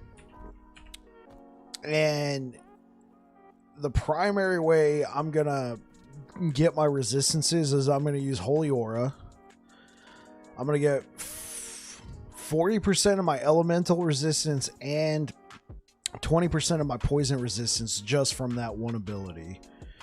Then I'm going to take, here in the Sentinel tree, I'm going to take fire and void resistance, 24 each. So then my fire resistance will be really good at that point. I'm going to dip into, probably not Forge Guard, but then I'm going to dip, I'll be playing Paladin, but then I can dip into Void Knight and I can get my Void and physical resistance. I can get an additional 40% right here, right? Then I can dip into Paladin and I can grab another 24% elemental resistance. And then I can pick up necrotic resistance from this tree. That's gonna be, and then I'll just have to use gear and idols to take care of it, but I'll be able to get a huge chunk of my resistances with my abilities. That's what I'm planning for Paladin on release. Yeah, I got you. Yeah, you're gonna be playing Rogue. I thought about this, man. I'm like, dude, I'm playing Paladin, bro. I'm not going to have to worry about having to find crafting materials. I'll probably have to get some idols. I can still offload stuff onto my gear, but I can get so many of my resistances taken care of by the passive trees and Holy Aura on Paladin. But we're playing Forge Guard. Now, Forge Guard does have some stuff. Let's go take a look. Forge Guard, he does get 35% physical and fire resistance just for being a Forge Guard, as well as increased armor each time I'm hit. 3% increased armor. As far as I'm aware of, this is infinite stacking. It's within the last 10 seconds. I had like 40 stacks with that armor increase. 40. It was nuts. My armor was insane in the membrane, man. You can stack a lot of armor with Forge Guard, man.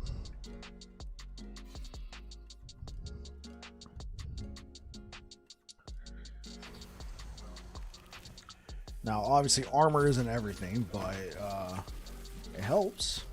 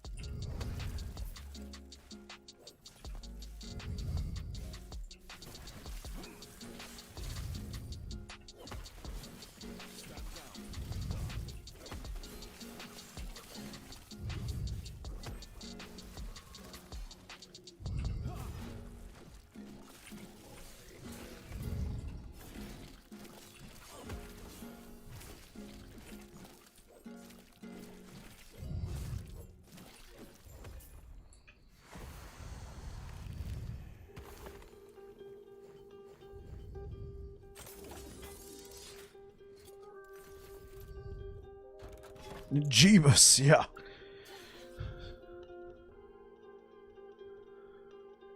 Let's take a look at something. Okay, yeah.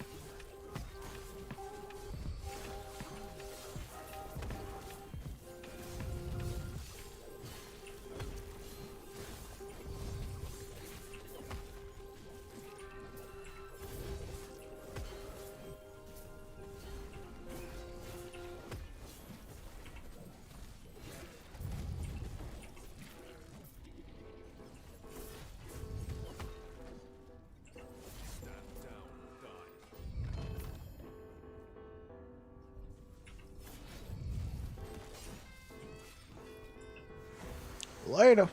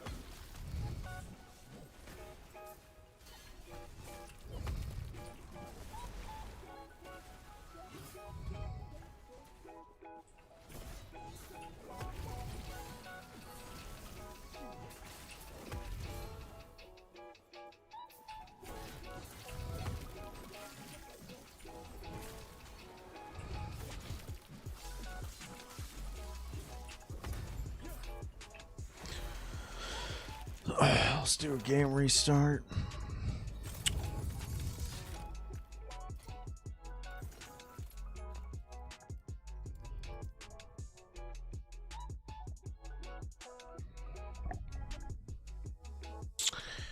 All right, restarting the game, jumping back in.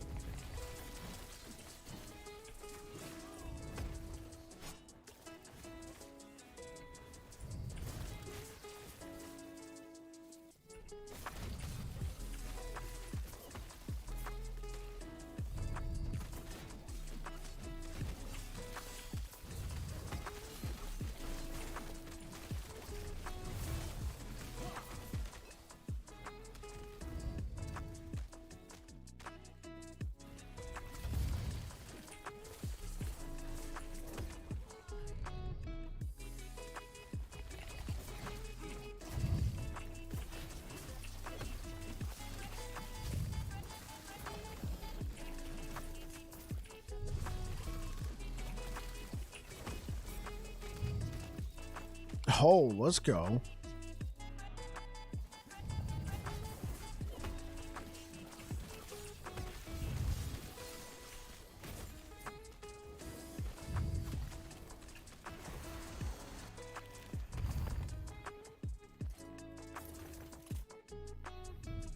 That's a 13.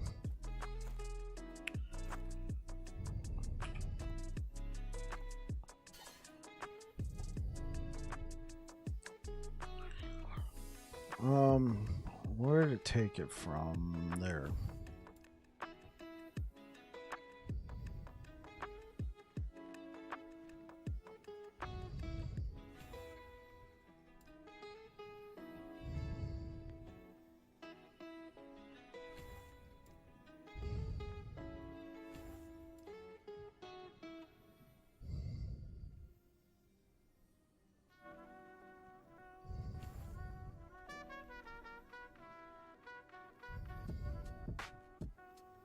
Oh, I should probably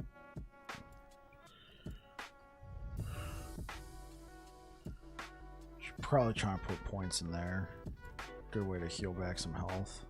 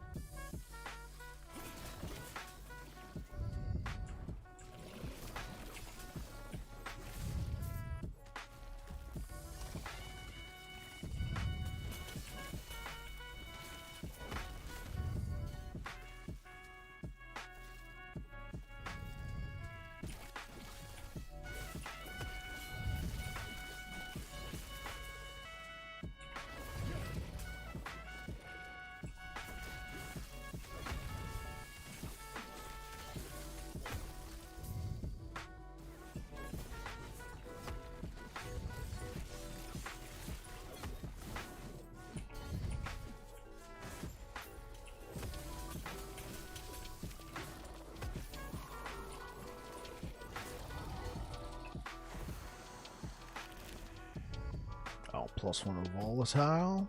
Let's take it.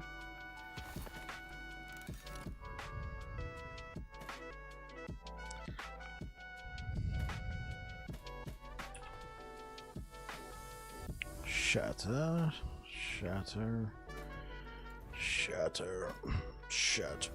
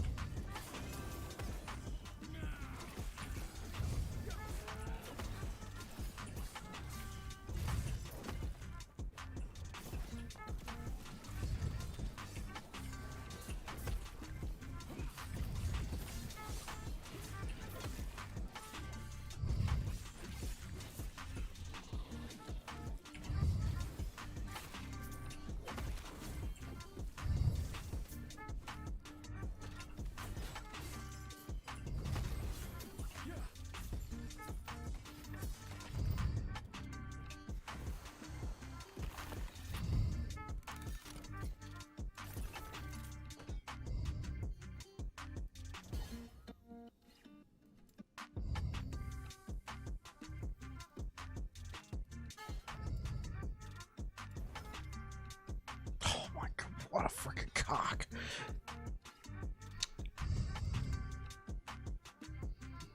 What's this? Chance to apply frailty. Increased physical damage. Increased melee. Yeah, these are all percentage based. Looks like it could be cool. Increase. Could be a lot of increased percentages. Chance to apply frailty. We would lose the bleed chance, though. That's very important to me. Bleed chance is very important.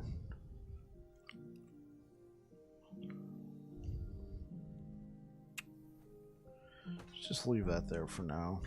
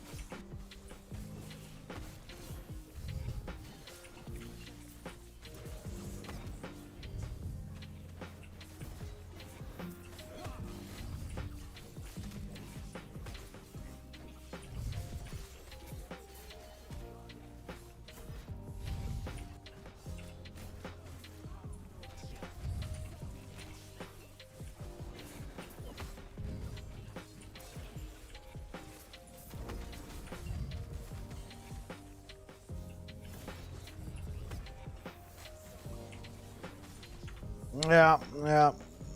We're gonna get all this freaking spam right there. That's fun. Might need a different belt. One where we can cleanse ailments. So many uniques. Yeah, I got a ton of uniques.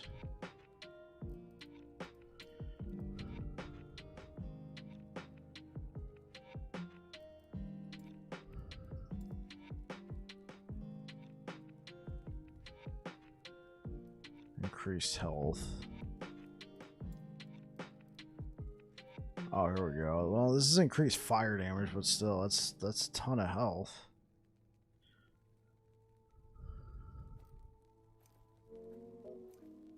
Yeah.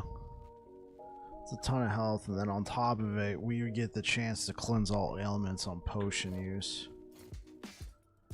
This could be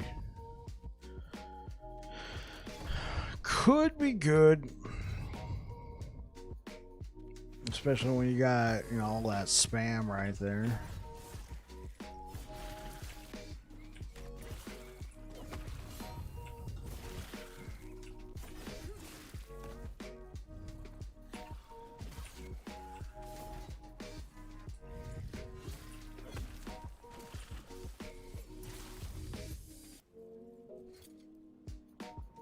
+1 to dexterity, really?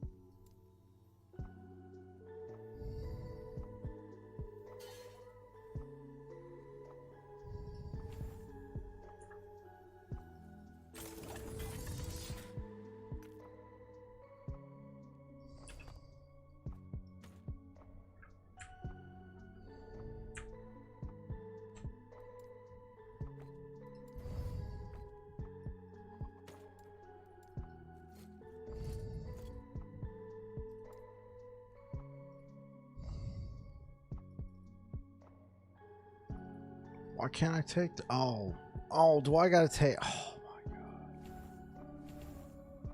God. I have to take 1 point here.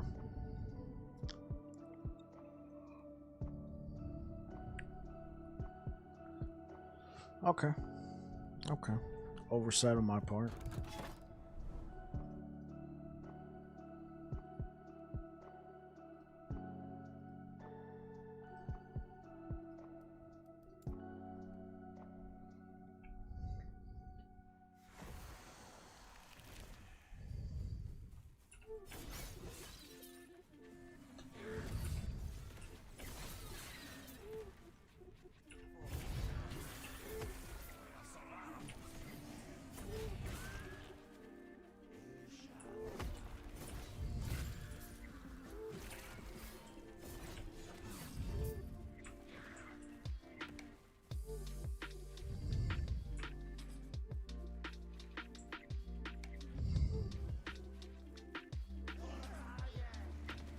Hooray!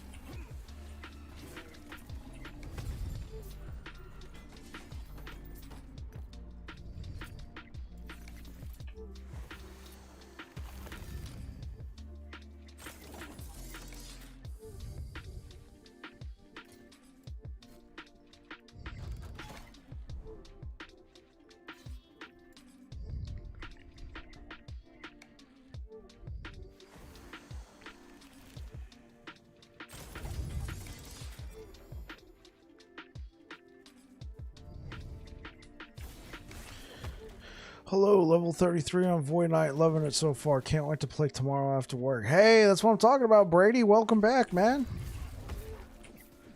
I'm glad you're enjoying the Void Knight. Void Knight was a ton of fun when I played it, for sure. It almost made me not... It almost took over Paladin for me. Almost. Void Knight is very fun. It's a very good class. Well, all the classes in the game are good, in my opinion. Except for maybe Shaman. Even Shaman I was having fun with. Though I heard Spellblade isn't that good. I haven't actually played a Spellblade. I played a Rune Master. That thing was just nutty.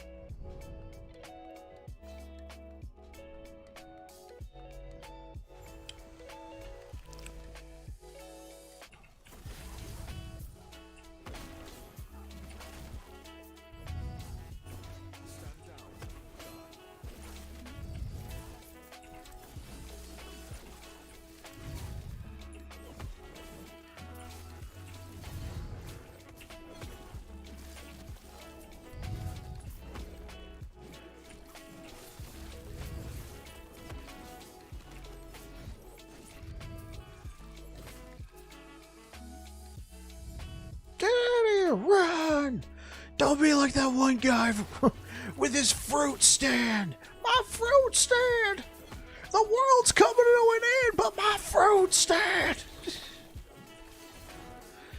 Oh, if I can find that for you guys, man. I think it's the next mission. Dude's literally no. I think I remember what timeline it was. It was the level 90. It was the fire timeline. Oh my gosh, everything's dying and the NPCs go up. My fruit stand.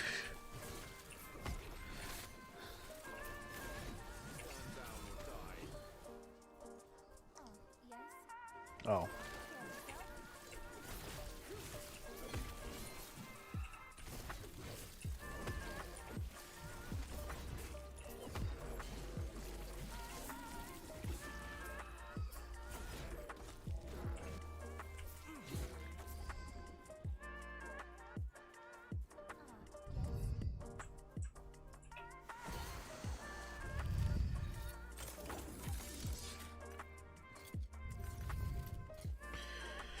What we get on here? Increased cold damage. Oh my god, this is just bricked.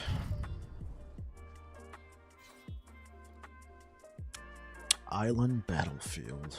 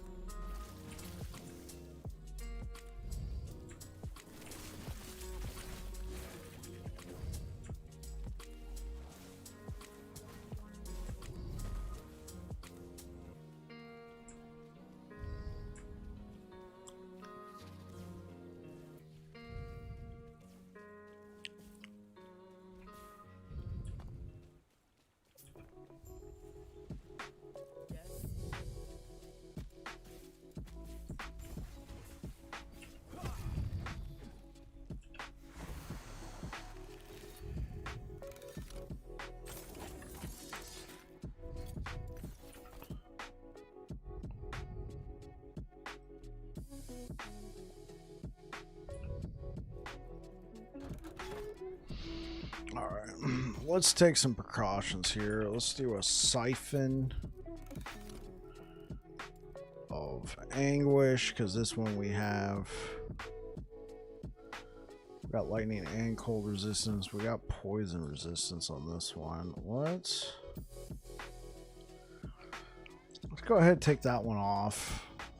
Throw on our cold resistance. Bam. Okay, we're at the cap. We're not there for poison resistance. Not yet, anyway.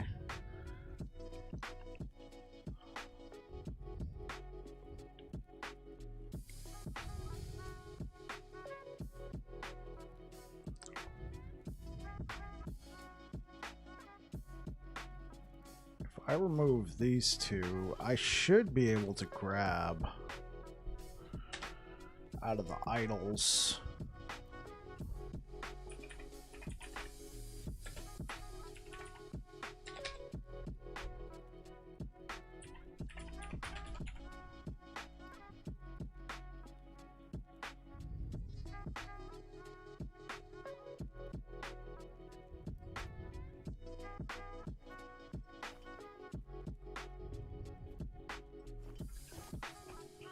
Okay, yeah. That's perfect.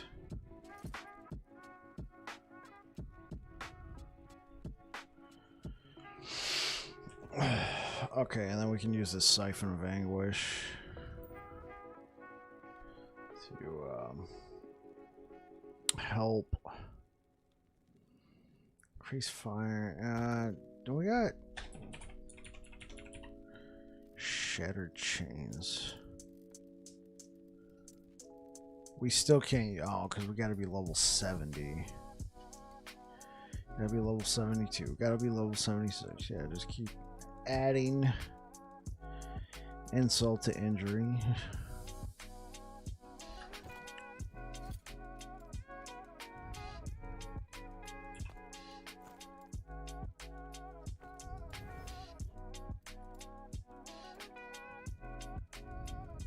Okay. But we're at the cap for cold and lightning. Okay, cool. Because we're about to go fight Big Daddy Lagoon.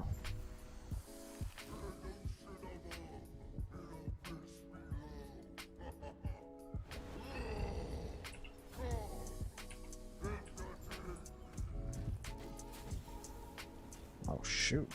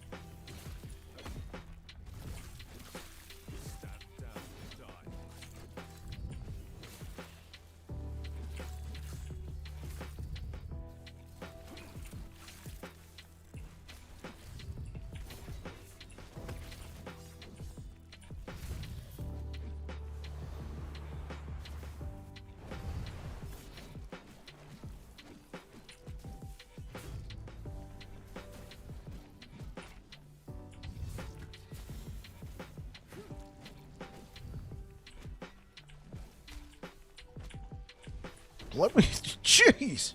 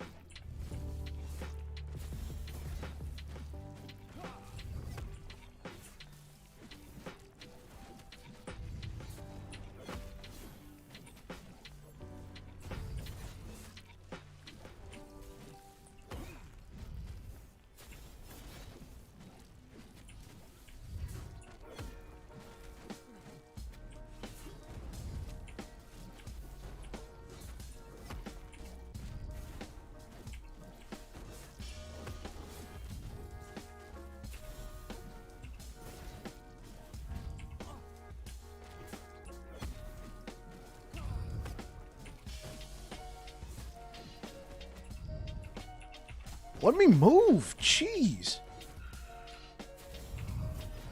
There we go. Health regen, chance to shock. I wanted the lightning resistance one. Okay, we'll take chance to shock because that looks like it's a... Ooh, okay.